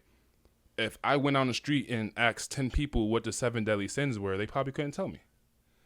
Or they might, because we had anime. We had 7 deadly sins, so they probably could tell me. But if I asked for the 7 virtues, 7 virtues, what's that? Mm-hmm. It's like, oh, but you know the 7 sins. You know greed, lust, envy, right? But you don't know how to be benevolent. Like you don't know justice. Like pride is a sin, right? Mm-hmm. Right. But what's the opposite of pride? Speechless, right? Mm-hmm. And it's those things that set your moral code, set your moral boundary. Like understanding that and exploring that for yourself. Not everybody's going to be good. Some people just want to see the world burn just because they want to see the world burn. Mm-hmm. And you have to allow those people to do that, because you can't fix it. You can't change something that does not want to be changed. Mm-hmm. We're not gods. I believe that I believe that I'm a king, but I am not a god, right? I don't have final say-so on every little thing. I have control of the things I have control over, and I have to be okay and accept those things that I have control over. Anything that I don't have control over, I need to let go, which is hard. Like me not having control over the relationship I had with my daughter's mother, that's hard for me, right? But she's her own person. I can't force her to see things from my view. I can't force her not to do what she's doing, right? But what I can do is continue to fight and be here for when that opportunity comes, that now that I'm able to see my daughter more, I'm here. Like, I'm in Texas. Like I'm you know where I live, right? Once we get past the current space that we're in and we're able to communicate effectively, I feel as though that like that would lead to less issues, less problems. Like unfortunately, I just had a brother who passed away 2 months ago, right? And I've been blocked for the past 4 weeks, and I can't even tell my daughter that her uncle passed away.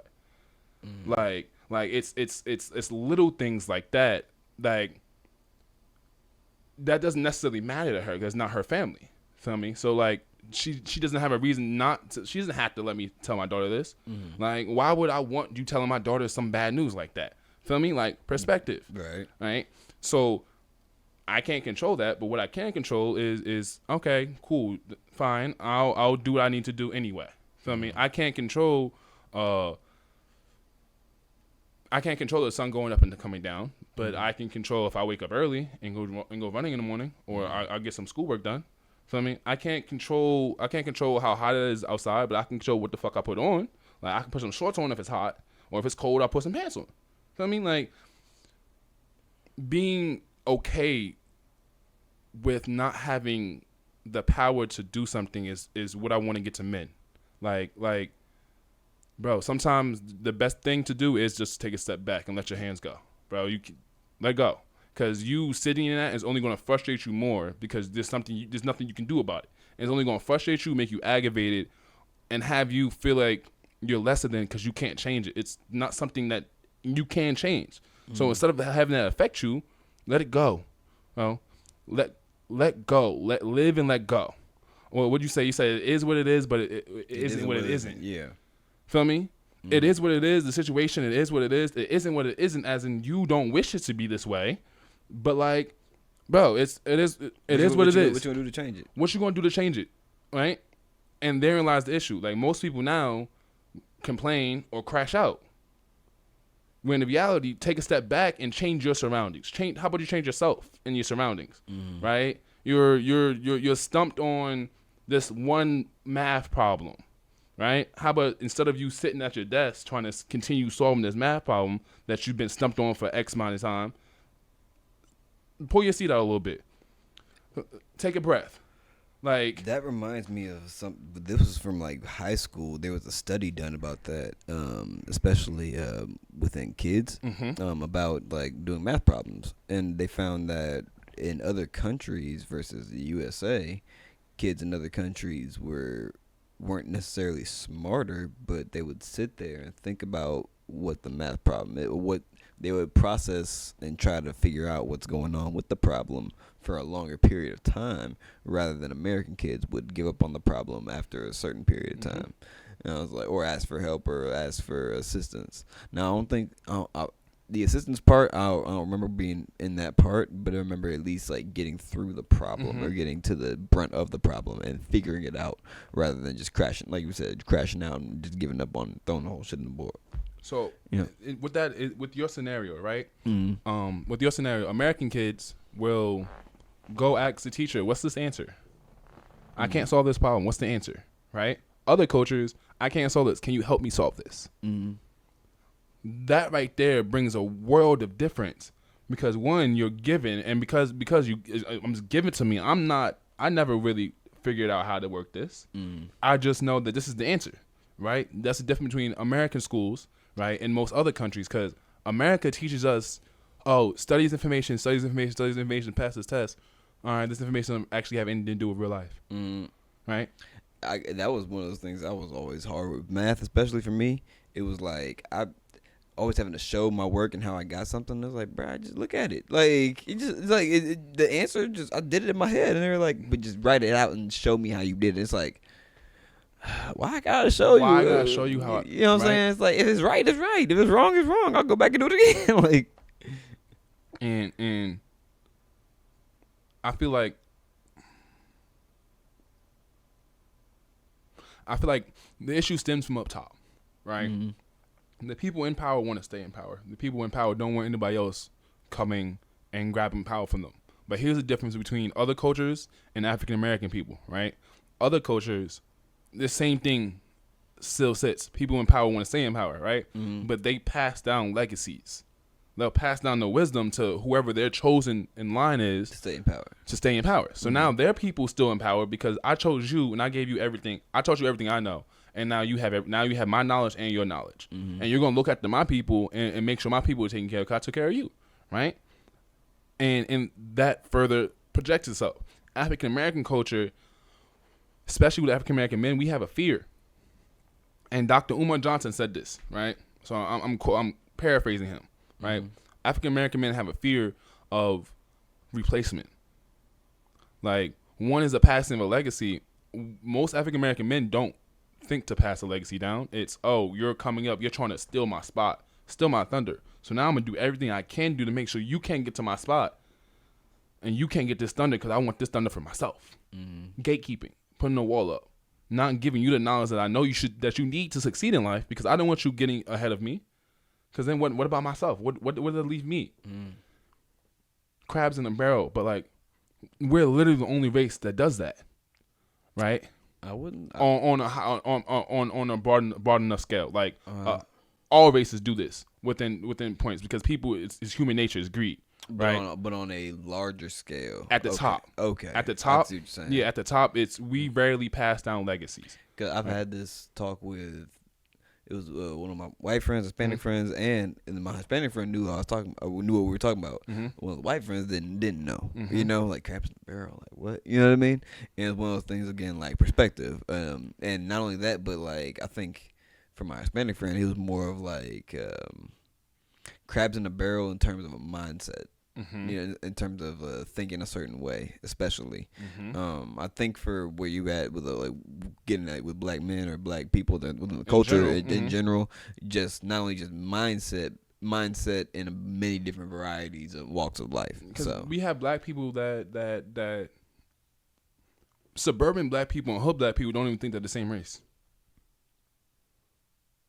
Suburban black people look at hood black people like, y'all was wrong with us. Right? And then hood black people, why do you sound white? You're not actually black. Why is that a thing? Colorism, like dark-skinned people versus light-skinned people. Why is it always an issue within African-American communities, light versus dark? Like, where does that actually stem from? Like, what issues do we truly have? Like, and this is one of those things where I really feel like cognitive dissonance, Dr. Joy, she's great on this. She did a whole big thing, and she studied this a long time. She's actually like one of the leading people in African American men like mental health wise and mental health field. Like she's one of the leading figures in this. The cognitive dissonance, because it stems from first off, not everybody was brought here as a slave. That's number one. Let's get that out there. Not everybody came from Africa. There's no way, right? Let's get that out there. All right, number one. All right. So, number two, it's not the people that were doing the lynchings that was the issue. It's not the KKK that's the issue. We in current society don't really deal with KKK. I mean, they might be there, they might exist, but we don't deal with that, right? That's not the issue. It's the cognitive dissonance. It's your grandfather was in that, so he raised your father with certain morals on how to treat certain people, right? And your father may think that's wrong in certain ways, but that's his morals, right? That's what he's taught. And then they'll teach you that same thing. So like work world, especially in the corporate world, like it'll be somebody less qualified will easily get to a position over, let's say, somebody of a different race because that race wants to get their people higher, right?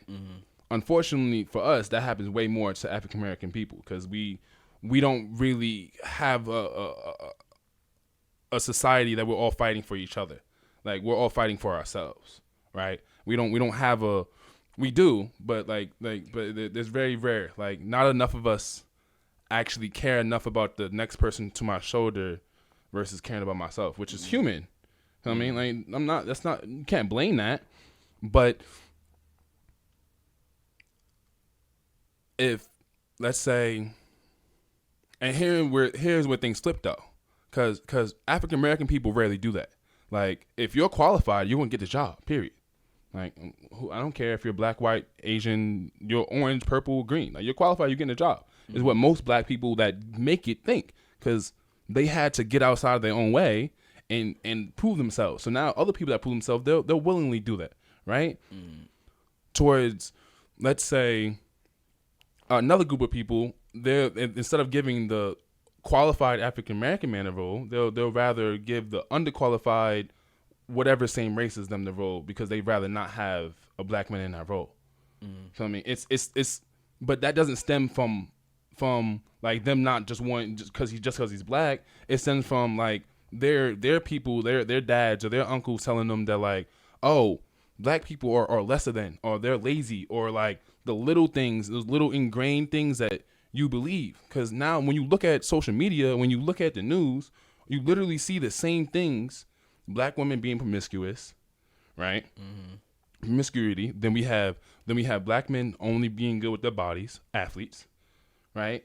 And then past that we have they're dominant. They commit all crimes and violence, crash out culture. Like you people love to hear music. Like literally drill became the highest paid form of rap. What happened to musicians? What happened to artists?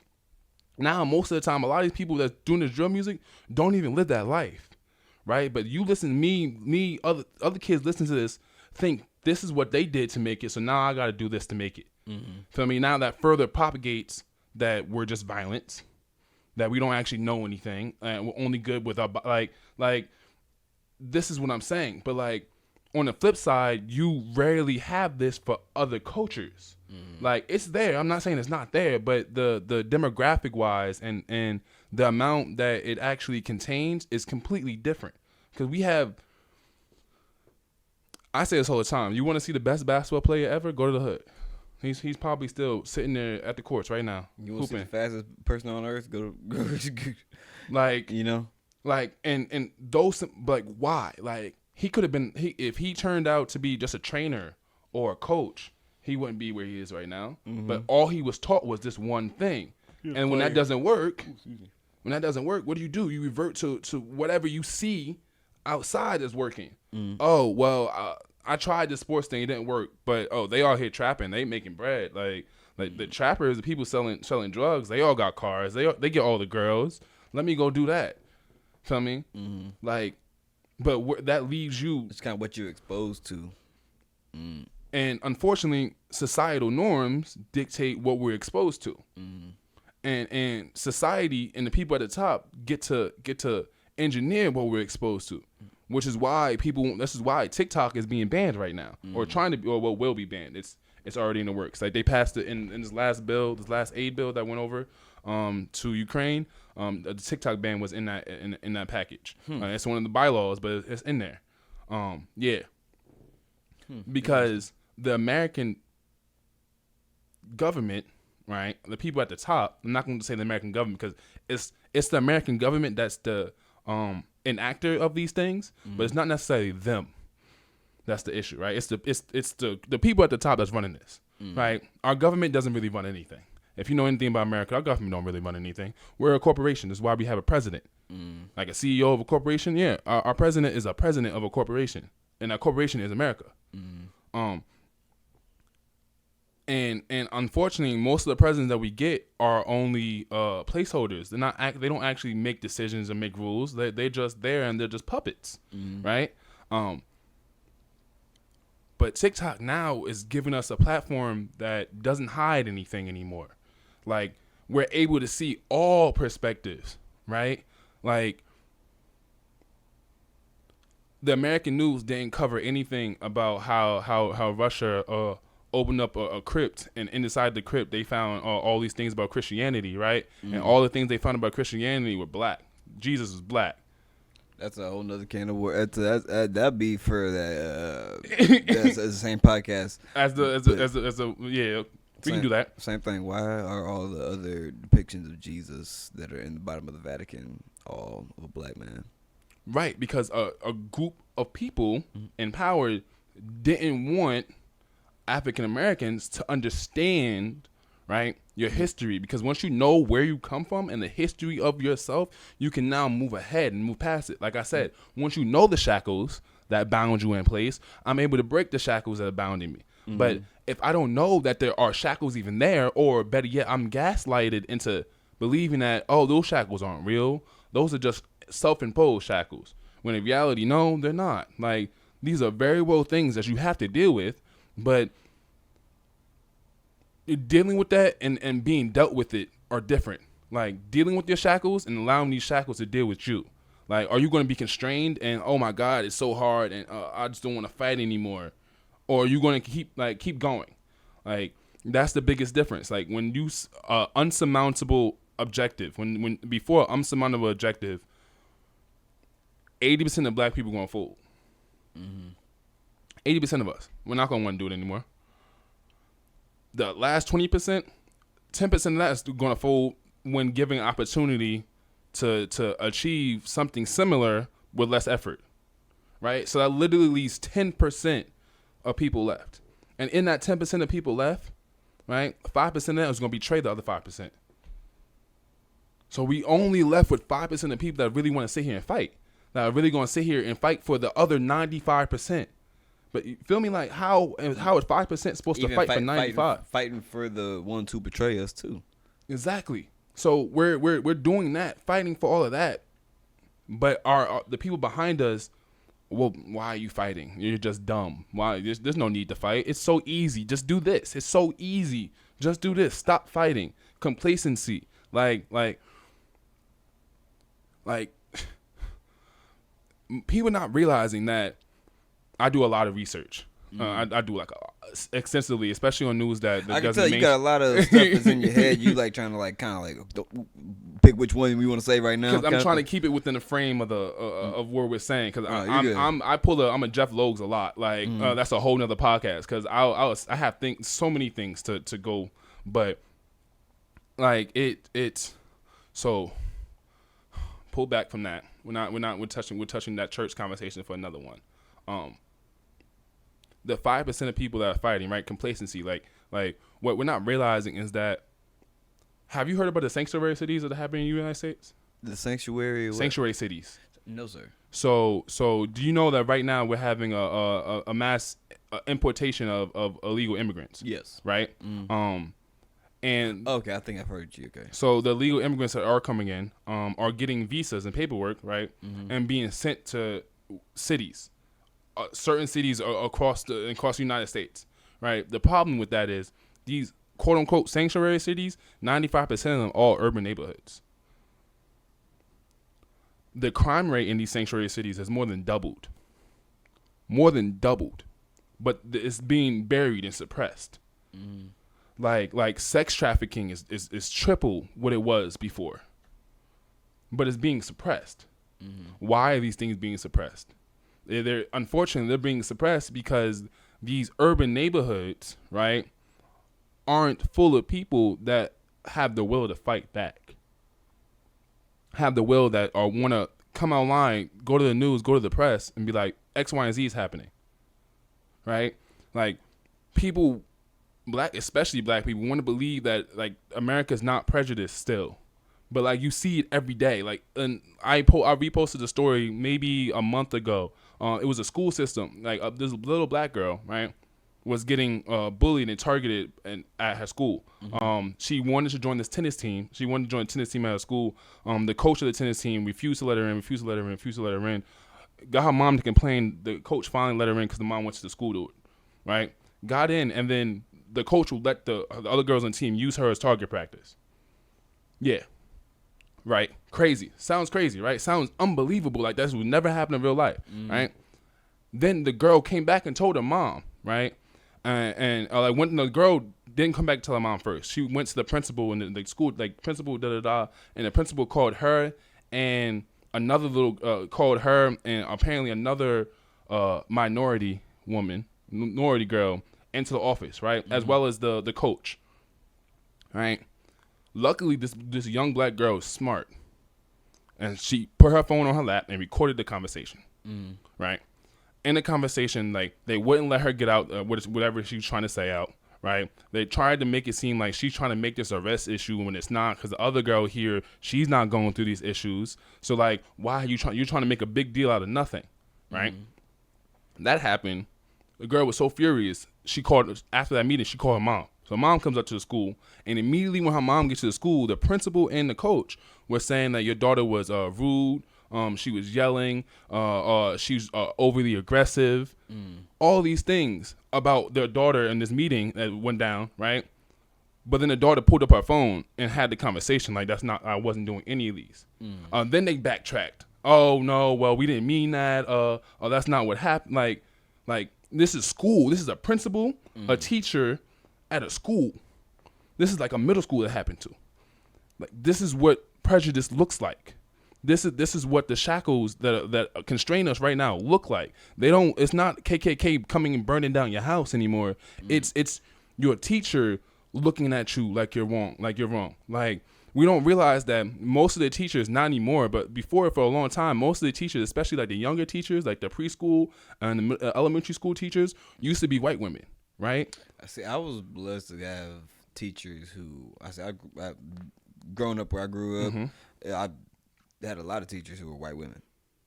And I remember my first African American principal was a black woman. That was when I was probably, it was actually around the same time Obama got elected. Now I think about it.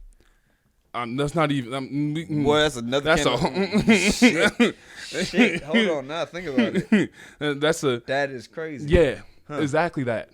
Think about that. Exactly that. That is when they gave us more power, because now they don't have a choice.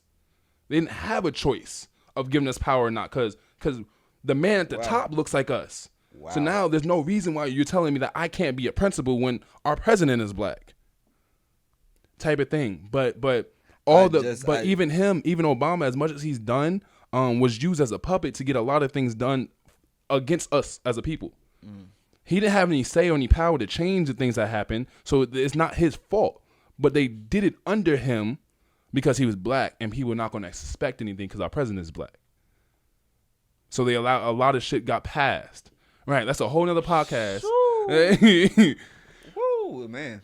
But that's what it looks like. Like, unfortunately, like, another quote from Dr. Umar Johnson, right? As of right now in 2024, right? Preschoolers, young black boys in preschool are getting suspended or expelled, right? And twice the amount, 2.5 times the amount as their white counterparts for doing the same actions. This is preschool, right? Let's talk about how schools get money for kids being in special ed. Yeah. That's a whole nother. Yeah, this stems into like African Americans because a lot of special eds gets picked up when you're like in second, third grade, and a lot of time the special ed his behavior, he doesn't know how to sit down, he doesn't know how to X, Y, and Z, so they throw him into special ed. Now the school's getting money because you got the special ed student, right? And then now now we try to get that special ed student on some X, Y, and Z drug to help them control and focus. The school gets money by how many kids are on X, Y, and Z drugs. The drugs give the schools money for that. So like, and this is a field, right? Like American health system doesn't actually solve or help solve the issues that go on with our body, right? They solve the problem and leave the issue there. So you have to continue to come back to solve the problem to them, so they can keep making money over and over and over again. Like, and I said, like, these are all like facts like out here, but I'm saying this to connect it to say like overall this is where prejudice looks like. Like little simple things like this.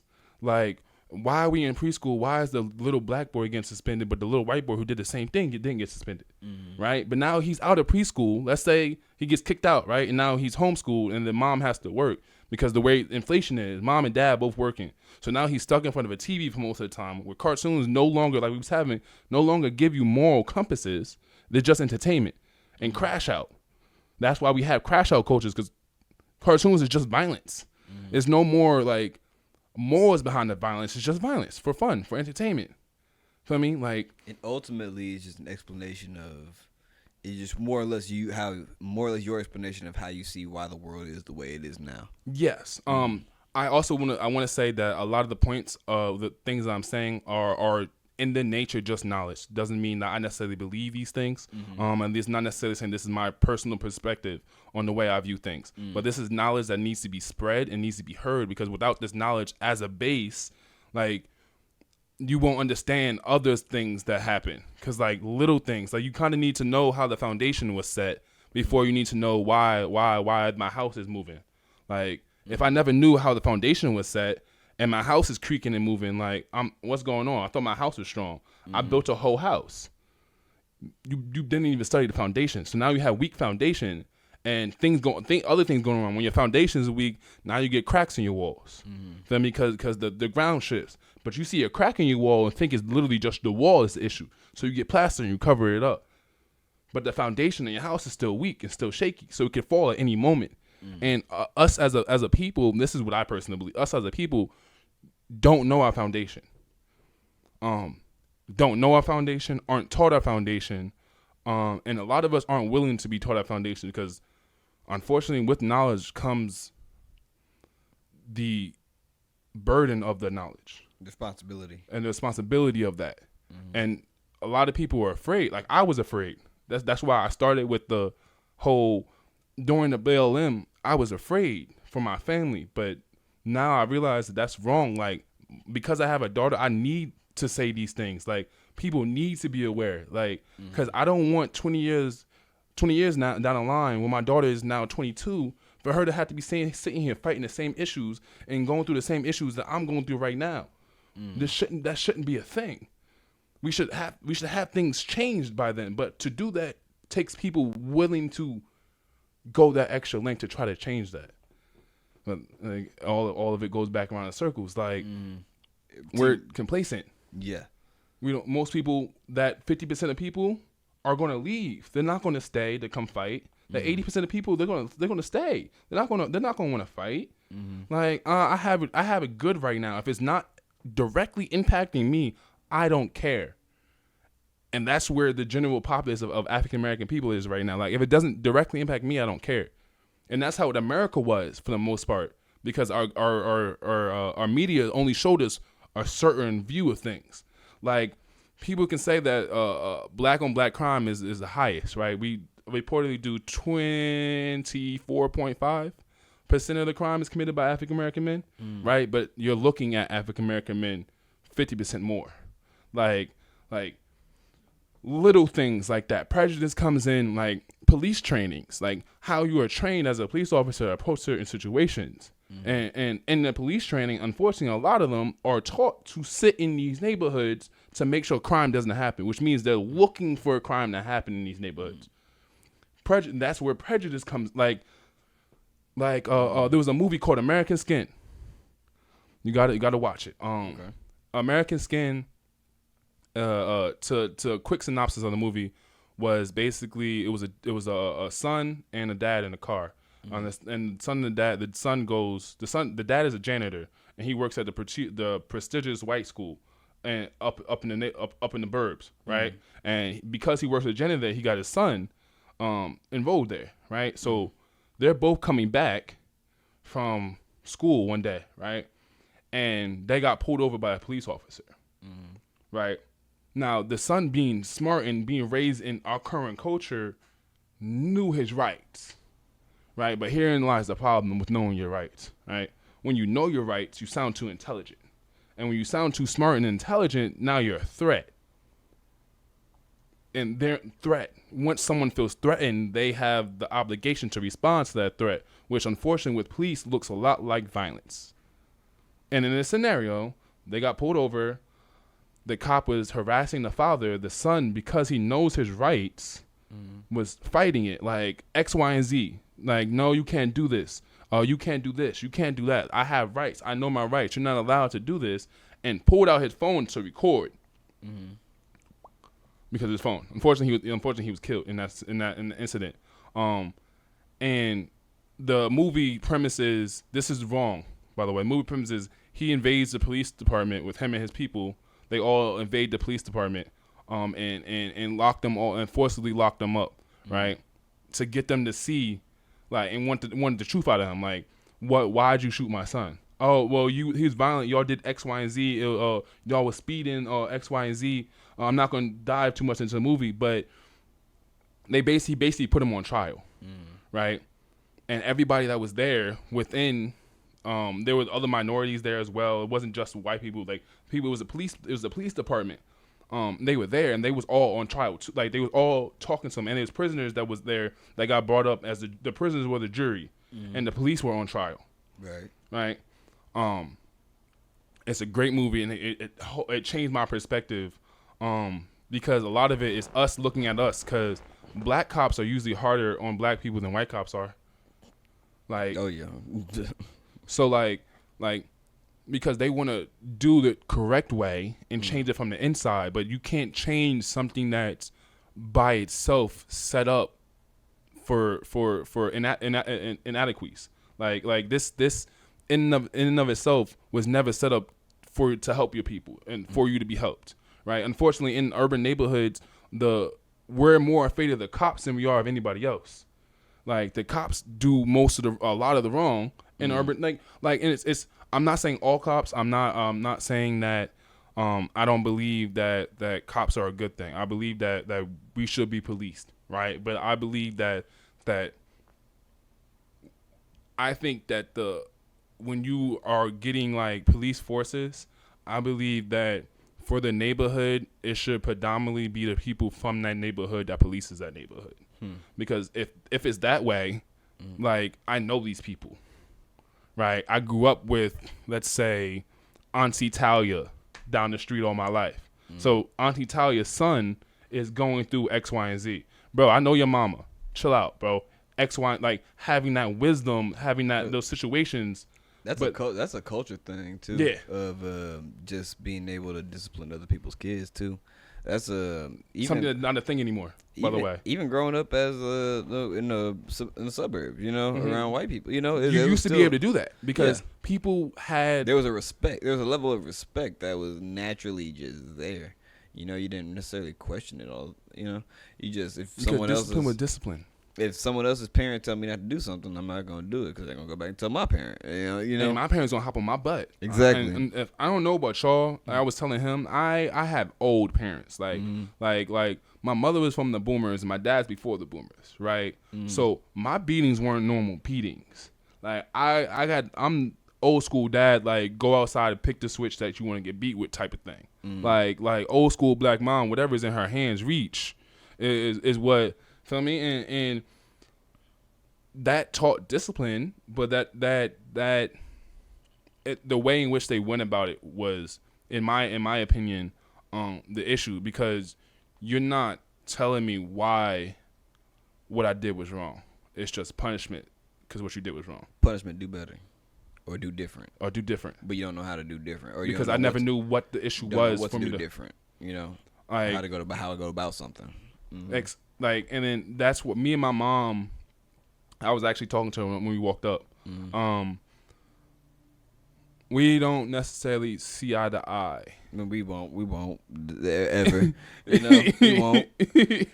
That was it was a line in you heard the rapper Brother Ali? Brother Ali, no, I would look him up. It was a line of he said well, how did it go in the song? It was he said Mama loves you, but it said it's hard to something about like my mom loves me, but it's hard to feel it because like if the lens of when she the lens when she views life wasn't working. Like tell me about it. Like, it's like I know she meant the best in everything that she did, right?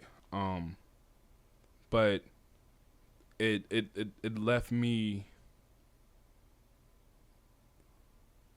I was forced to be a yes man because there was no talking back, right? But why? Like, what is the actual problem? And I was raised in the suburbs, so like, white kids talk to their parents way differently. Like being at my friend's house. Like, I think I've had one sleepover in my entire life, maybe two, my entire life. My mom didn't play sleepovers. If they want a sleepover, they can come here.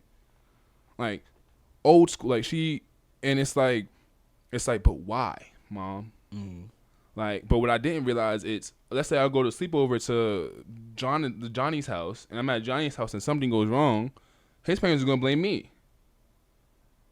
I didn't think of that like that. I thought everybody was equal. Like, I didn't even see the prejudice that was in my face and the racism, the blatant racism that was in my face when I lived in the suburbs, because I didn't know that was a thing. Like, I didn't know that like prejudice and racism was I thought that was like.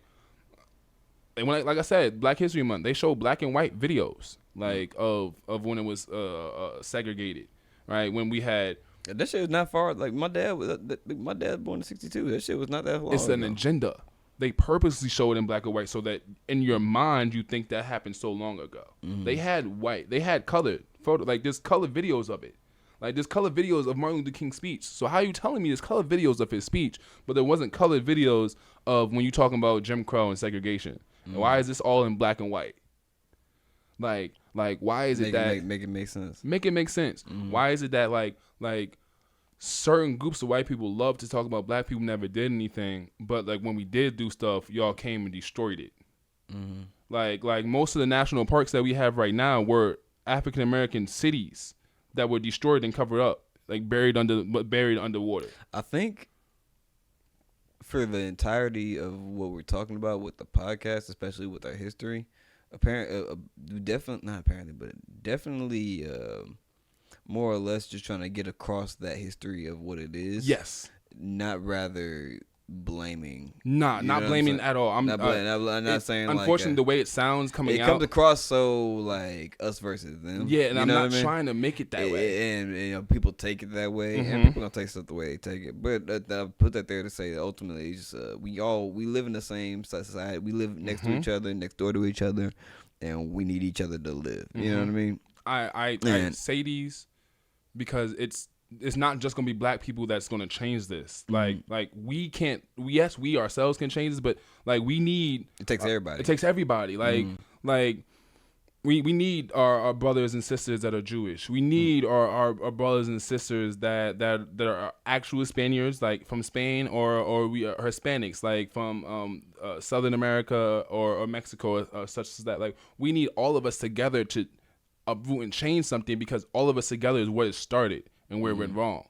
And if we don't have everybody gathered together to change it, we're always going to repeat the same cycle where we're pitted against each other without the knowledge of why we're pitted against each other. Like, I have, like, I hate that comment, like, oh, I have white friends or I have black friends. Like it's not the friendship that needs that's it's the empathy. Mm-hmm. Like, I think when talking about like a story or something, especially when talking about context, you mm-hmm. have to add in context, especially Mm-hmm. because it sounds bad having to add in my white friend, but like you have to have that context to Mm-hmm. understand the full grasp of everybody's perspective Perspectives. with Mm-hmm. viewing what happened. Mm-hmm. You know what I'm saying? And everybody has a different perspective, but understanding the why someone has a certain perspective on certain things. Mm-hmm. Going back to like the whole entire encompassing of a moral code. Exactly. Because I think like for a second I was like, hopefully he didn't get too far off topic with Mm-hmm. like talking about the struggles the African Americans go through, Mm-hmm. but hopefully that can tie it all in right there. That's what I was hopefully. Mm-hmm. Because it's not knowing our history. Like, I firmly believe that the biggest issue we face is just history, Mm-hmm. and like not having enough knowledge. Because once you have the knowledge, with it you can do what you will, right? I believe my soul contract was signed on for me. I was put down on this earth to get people to see outside themselves. Mm-hmm. So, like, step outside your own shoes for a second. I'm not saying you have to walk a mile in her shoes or walk a mile in his shoes, but see where his shoe print is. Like, see how hard it was for him to walk. Like, why is it so hard for them to walk? What's the issue why it's so hard for them to walk? Or better yet, I'm getting to the point where I'm understanding to a degree, mm-hmm. you know, because it's the same way the world is, Mm-hmm. and that's I'm learning where to cut that off. You know what Mm-hmm. I'm saying? Because I want to be there, but like it goes back to the enabling, you know, the yes man part of wanting to be there for people, but also knowing when to just let something go. Mm-hmm. You know, and by letting it go, not only you just letting it go with you, but you're letting it actually run free. You know what I'm saying? Just let it go. And so, as I'm getting out of that, I think that's where it goes back to the political side of it too, as well, with how things are seen as like enabling or constricting or certain laws being made, because you know you have certain laws made to I don't want to say coddle, but almost like you know, what's a good Coddle is the right word. with the way that some people look at affirmative action. You know what I'm saying? The perspective people have on affirmative action. Okay. And if you can kind of No, get I what see I'm what- saying? mhm. Okay, yeah. With not necessarily what it was, but the way people look at it. You know? And Rarely is it what is mostly always how they look at it. Like, but in context, how do you get a certain amount of people? How do you get a whole demographic to a same spot? You know what I'm saying? And sometimes I hesitate with not being too helpful, but also wanting to. there's a fine line. There's a fine line between enabling, grabbing somebody's hand and pulling them up to stand up next to you, and grabbing somebody's hand and forever pulling them. Like giving you a hand up is way different than continuously giving you a hand. Exactly. Like, you can teach a man how to fish, but you got exactly. like, You teach a man to fish, but if you give a man a fish, he'll give a man a fish. So the actual phrase is give a man a fish, feed him for a day. Teach a man how to fish, feed him for a lifetime. Like,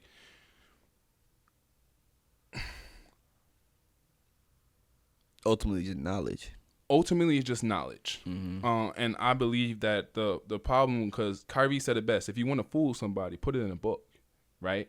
Like, that wasn't the whole phrase, but I'm trying to like pull back from like race wise, like, because morals are dictated by your race because that's who you are. But you yourself get to choose your own code. You yourself get to. Principles are dictated by race and religion, right? Certain principles, but like your code and your morals are things that you choose for yourself. The very individual. Like, if you go out and make a family for your own, it's different from the family you was born into. Like, sometimes, like, that's very like black and white, cut and dry. Like, it's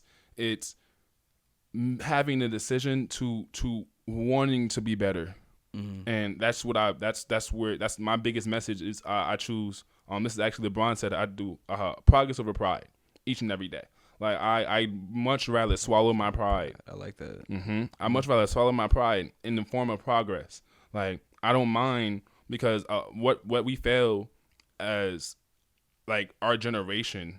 Because I'm 27. I'm 26. 27. 20, I'm turning 27 soon. 26. I'll be forgetting my age sometimes. It's terrible. No, you're good. The problem with our current generation is that we get, how do I phrase this? We get very caught up in the now. Not necessarily caught up in the now, but I think the problem with our generation specifically is that we came up through change, you know? And so knowing how to maintain is the biggest thing. At least for what I can see.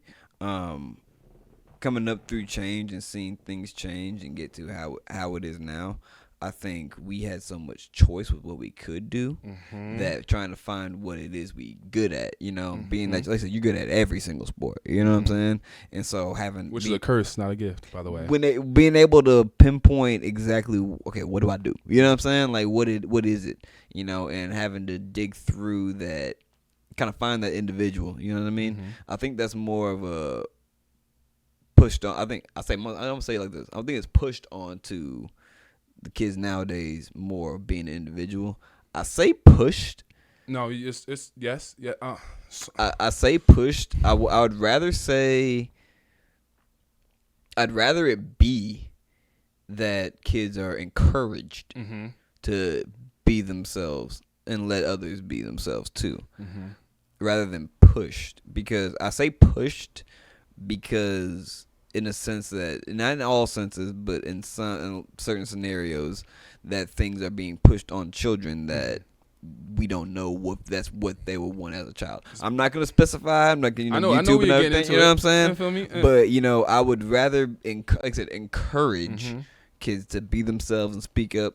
And some kids aren't like, here, that's a fine line because as a kid, you still lack the wisdom to know what your choices entail. But at the same time, I think that people naturally file them into where they are, themselves into where they are, right? You know who they are. With experiences, though, like that takes you actually like living a little bit to get to experience. Like there shouldn't be there's. Without diving into this actual topic, I spoke briefly on this topic in one of my last videos that I couldn't actually. Instagram took it down. It's hilarious. Really? Yeah, took it down. Because this what we're talking about right now, Instagram took it down because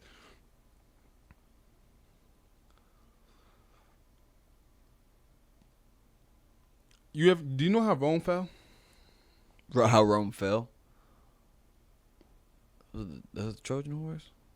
Or part of it? No, okay, I didn't generally, like, you know how Rome fell generally? Not on a general level. I wouldn't be able generally to explain it was to conquered, right?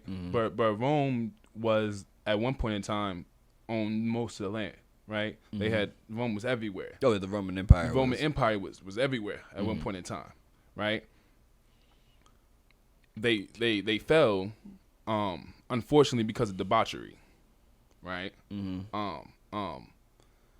And I say that as in the people at the top stopped caring about the people at the bottom, right? And the people at the top started to live a life where, as long as I can continue doing what I need to do and have it for me, I don't really care about the people at the bottom, right? And they fell because of that, because the people at the bottom stopped being their people at their bottom. They started being other people's bottoms who cared about them. Generally, I mean, there's wars and everything else in between, but generally, like, the top started to become more so egotistical versus active practical. And I feel like unfortunately therein lies the issue. right? Practicality versus what we believe it should be, right? I feel like the practicality in things is that children are too young to be taught certain things. Certain things should be held off from children until they actually have enough knowledge within themselves to be able to judge this for themselves, right? Unfortunately, egotistically, we think, oh no, give it to them now, right? That and acceptance too. Overall accepting. Because Forced acceptance. Exactly. When I was working at Target, bro, and I remember this lady was looking for a pencil box for her son. Back to school at Target is ass to work. Oh yeah, I know. But she was looking for a pencil box for her son, and she was looking for a blue one, right? Because the only ones we had were blue, purple, pink, and green. All the blue and green ones were gone, right? All there was purple and pink. And she was looking for one, and I was like, "There's a purple one right there." And she was like, "Nah, kids are mean enough." I'm like, kids are fucking mean. You know what I'm saying? They are kids pretty are cruel. Exactly. Because they don't know. They haven't had enough knowledge per se, and they're also just copying what they see. Feel me? With that too, but also kids aren't accepting of things, you know? Because principles, feel me? Like, you're raised in certain boundaries, and because your principles that has been put onto you by your parents and by their ancestors and by your history shows you, like, this is good, this is bad, right? This is the way, this is not the way, right? And kids aren't accepting because they haven't gotten to, the world is not black and white, the world is gray. Like society is gray, right? But because how in an individualistic society do you usher in a way of everyone thinking alike? You know, very easy. By first of all, by changing current societal norms. Current societal norms are our number one biggest issue. Because social media has people believing in social media. Right, the cars, the clothes, the money, the jewels, the fame, right? Everybody, Instagram followers. Everybody wants to be famous and have multiple followers, right? Everybody wants to be the next big star. Why OnlyFans blew up as big as it did, right? Yes. Because people were seeing, oh, this is the easy way for me to make money. Feel me? So let me hop on this trend, right, and make money. Competition, right? But OnlyFans would never have been a thing 2000, 2001, 2005. What? Let OnlyFans have tried to pop off 2001, 2005. All the people that hopped on that would have been bashed so bad they would never want to do it again, right? Unfortunately, now it's accepted. Like, it's okay.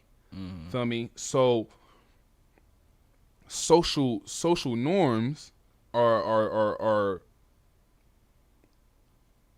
saying that freedom is your choice, right? And it is. I personally believe that everybody has the freedom to choose and do whatever you choose to do, right? But the issue lies in forcing somebody else to believe that. Like, you can't force me to believe what you believe, right? And I can't force you to believe what I believe, right? There was a time where that was okay. You believe what you believe, I believe what I believe, right? But now it's, if you don't believe what I believe, it's an issue. You're an enemy. You're an enemy. Right, and now because you're an enemy, now I'm proactively having to fight you, right? So now we're at war with each other over something little, right? This may be an actual big thing, but it's over something little, right? We have more women being masculine and we have more men being feminine, right? When we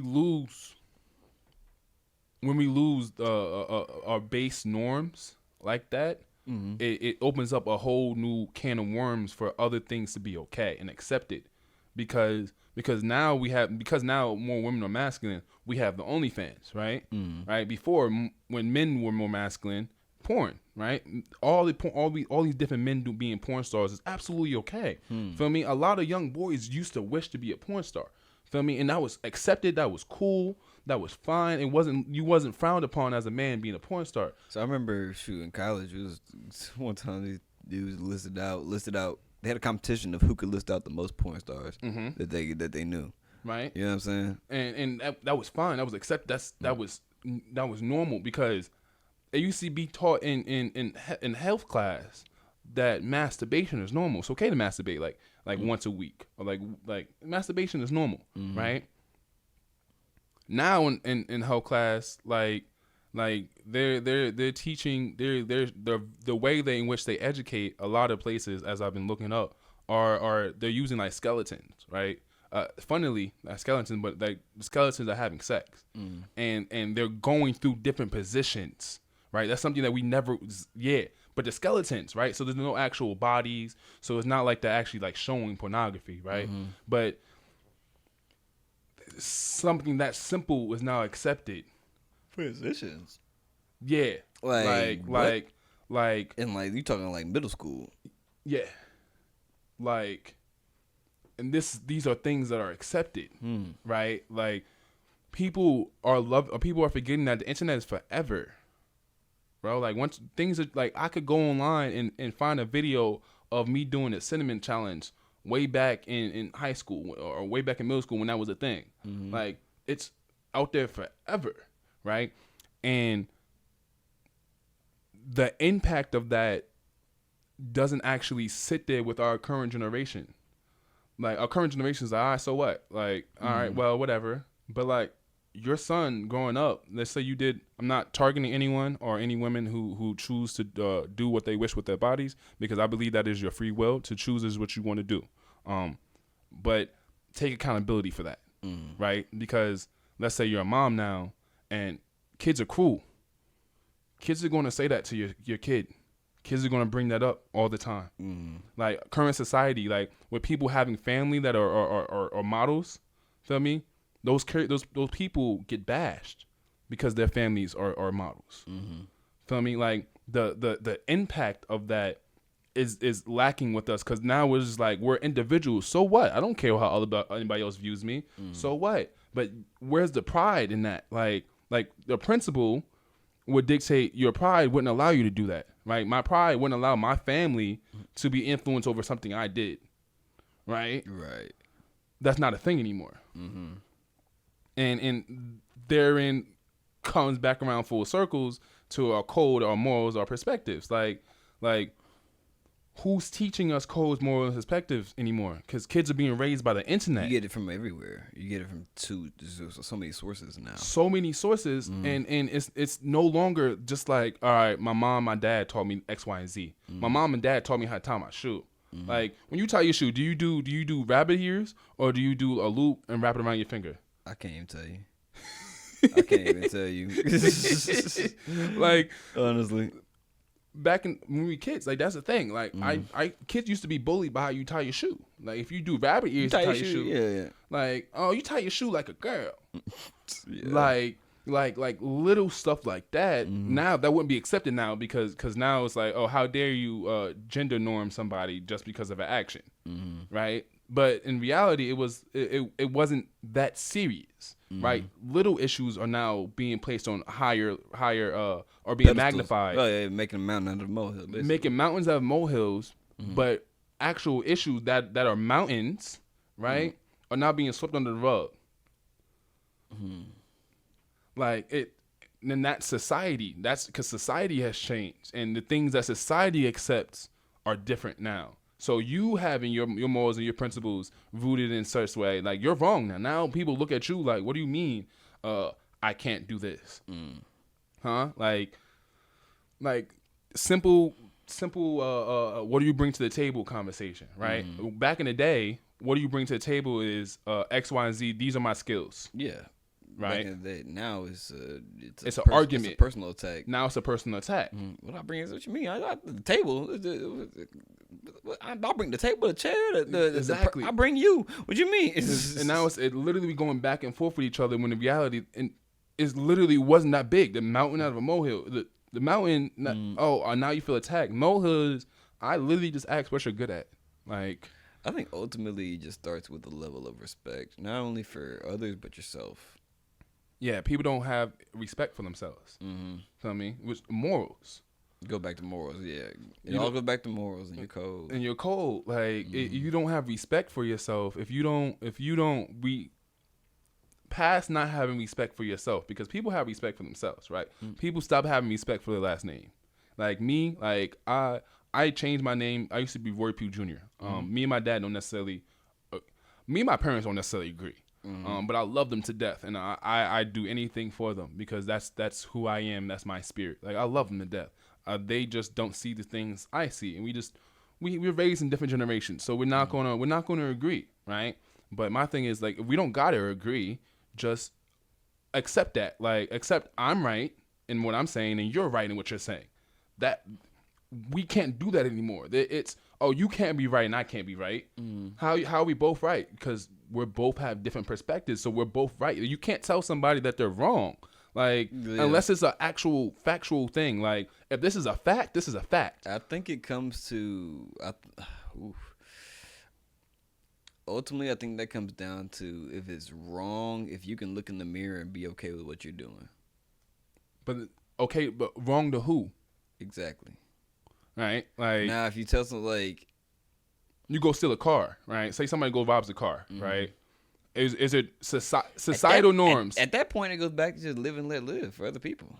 You know, at that point, it goes back to live and let live. You know, ultimately, you want better for others, but I mean, ultimately, it's a live and let live kind of thing. So, if you had to sum this podcast, look, I think we're about to wrap it up here in a second. But if you had to sum this podcast up with one big, large statement, what would you say? Great. I'm clickbait this one. This is my clickbait part. Okay. If I had to sum this up into one large thing, I would say, without your history and understanding who you are and where you come from, it's harder for you to have principles to live by because you don't necessarily know what it took for your people to get to where you are, like family, society, whatever. And because you lack the knowledge of precedents in history, for your principles sway with the culture. And the problem with having principles sway with the culture means your morals also sway with how whatever culture says is right and whatever culture says is wrong. And if you allow yourself to be drifted in the wind, you're forever going to be stuck within the wind. You got to be grounded and find your center, find your ground. Like I say in my podcast, whatever deity, whoever you believe in, whatever, that channel to that deity is within you. So to be a better version of yourself, you have to further dive into yourself, right? Accept your morals, accept who you are, accept what you like, accept what you don't like, and be okay with that, right? And that is where you set your morals up. Like, I chased in my inner self, I'm chasing me, so now I know what I'm okay with and what I'm not okay with. Your morals don't got to be okay to everybody. They're yours. Now that's what I would sum it up as. What about yourself, Si? Shoot, live and let live. I keep it short. I keep it short and sweet, bro. I say do you, live and let live, and just let others do them too. But also, I think it goes back to just sum it all up. Yeah, just do you, man. You know, that's the biggest thing. I mean, hopefully this reached a lot of ears, and hopefully people have some. At least learn something. You know what I mean? Whether you got entertained, whether you laughed, cried, or whether or not something just moved. Whether you want to punch me in the face, hey, I'm here for it. Leave it in the comments whether you know you want to punch us in the face. Hey. Side note, before we do get off, I do run a management company called Luna Umbra Management. And my artist did just get back from tour. Her name is XANREAL. I call her my Twilight Fae. That is who she's known by at the company or fame. And she did just drop her EP out on all platforms. Again, XANREAL, XANREAL on all platforms. You can look it up. Go find a song. My personal favorite songs are funnily enough, I love Queendom because it shines and it shows her how she shines. And when we get off, I'll play the track for you. But check her out. She's dope, and she's one of those faces that you're gonna see around often. Hell yeah. Yes, sir. You want to plug anything for you before we get off? Yeah. My name is Troy Pugh. That's capital Pugh because I do it for my last name, not just the one in front. I'm Dreamer Troy on my platforms. On my platform is a link tree. If you'd rather just go to the link tree, it's link.tree, tr.ee. So link, linktr.ee/DBM, Divine Black Man, 0721. Don't worry, there'll be a link in the comments. Yes, or sir. There'll be a link in the description. Below. Come Yes. come to my page if you wanna talk. Just come chat. I'm here to listen. Last thing, like halfway through the podcast, I just realized, like, if you look behind us, boom. But also, I was like, "Go let's talk about the hair." I was like, yeah. But I thought to the hair too. And I looked at this, and I was like, "Huh." Bob Marley, the Afro. Yeah, like Well, like yeah, and then Muhammad Ali got mhm. the clean. I was like, "Huh." Got And the then fro. But I looked at where we were both sitting, and I was like, Oh, that's hilarious. Oh I was yeah, like- I didn't even. Wow. When you put it like that. Yeah, I just put two and two together. I was like, "Huh." I was like, and you spitting on some like universal spiritual stuff, and I'm That's what I believe in. I'm spitting on believe like, "Hey man, do you knock him down, bro?" You know what I'm saying? I'm the best ever. You know, Versus we all the best. exactly. We both speaking on how to speak up, and I think that's one thing that. Look at both of them. I was like, I realized why I got both these guys on my wall. Mhm. I was like, what was the biggest reason I got these two? And I was like, they both speak about who they are and what they believe. Outside of what they're good at. You feel me? Like he used his music to bring in people so they can hear this spiritual message. Right? Muhammad Ali, and I'm the best ever. But outside of that, all the interviews he did, if you listen to this man, what? You'll be amazed and blown out by the things he says and his knowledge that he has. But most people only know him as a boxer. Boxer, yeah. Right. But as the humanitarian Muhammad Ali, when they say the greatest ever, they're not just talking about in the ring. Not at all. No, they're not just talking about in the ring. Yeah, wow. Yeah. But you will see more of them if you keep watching the Caleb Jackson podcast on YouTube. Check out us on Spotify and Apple Podcasts as well. And leave a comment. Let us know if you want to punch us in the face. Let us know if you want to. I have a nice punchable face. You know what I'm saying? Let us know what you think about my decorations. Just let us know what you think about this whole podcast in general. And if you learned anything or any kind of comments or anything, let us know below. But until next time, we will definitely link up again soon sometime. Because this was a really good podcast. We got to run this back again. But till next time, follow Troy on everything you can. And Dream of Troy in the building, stepping out. It's been a Caleb Jackson podcast. Y'all be easy. Peace.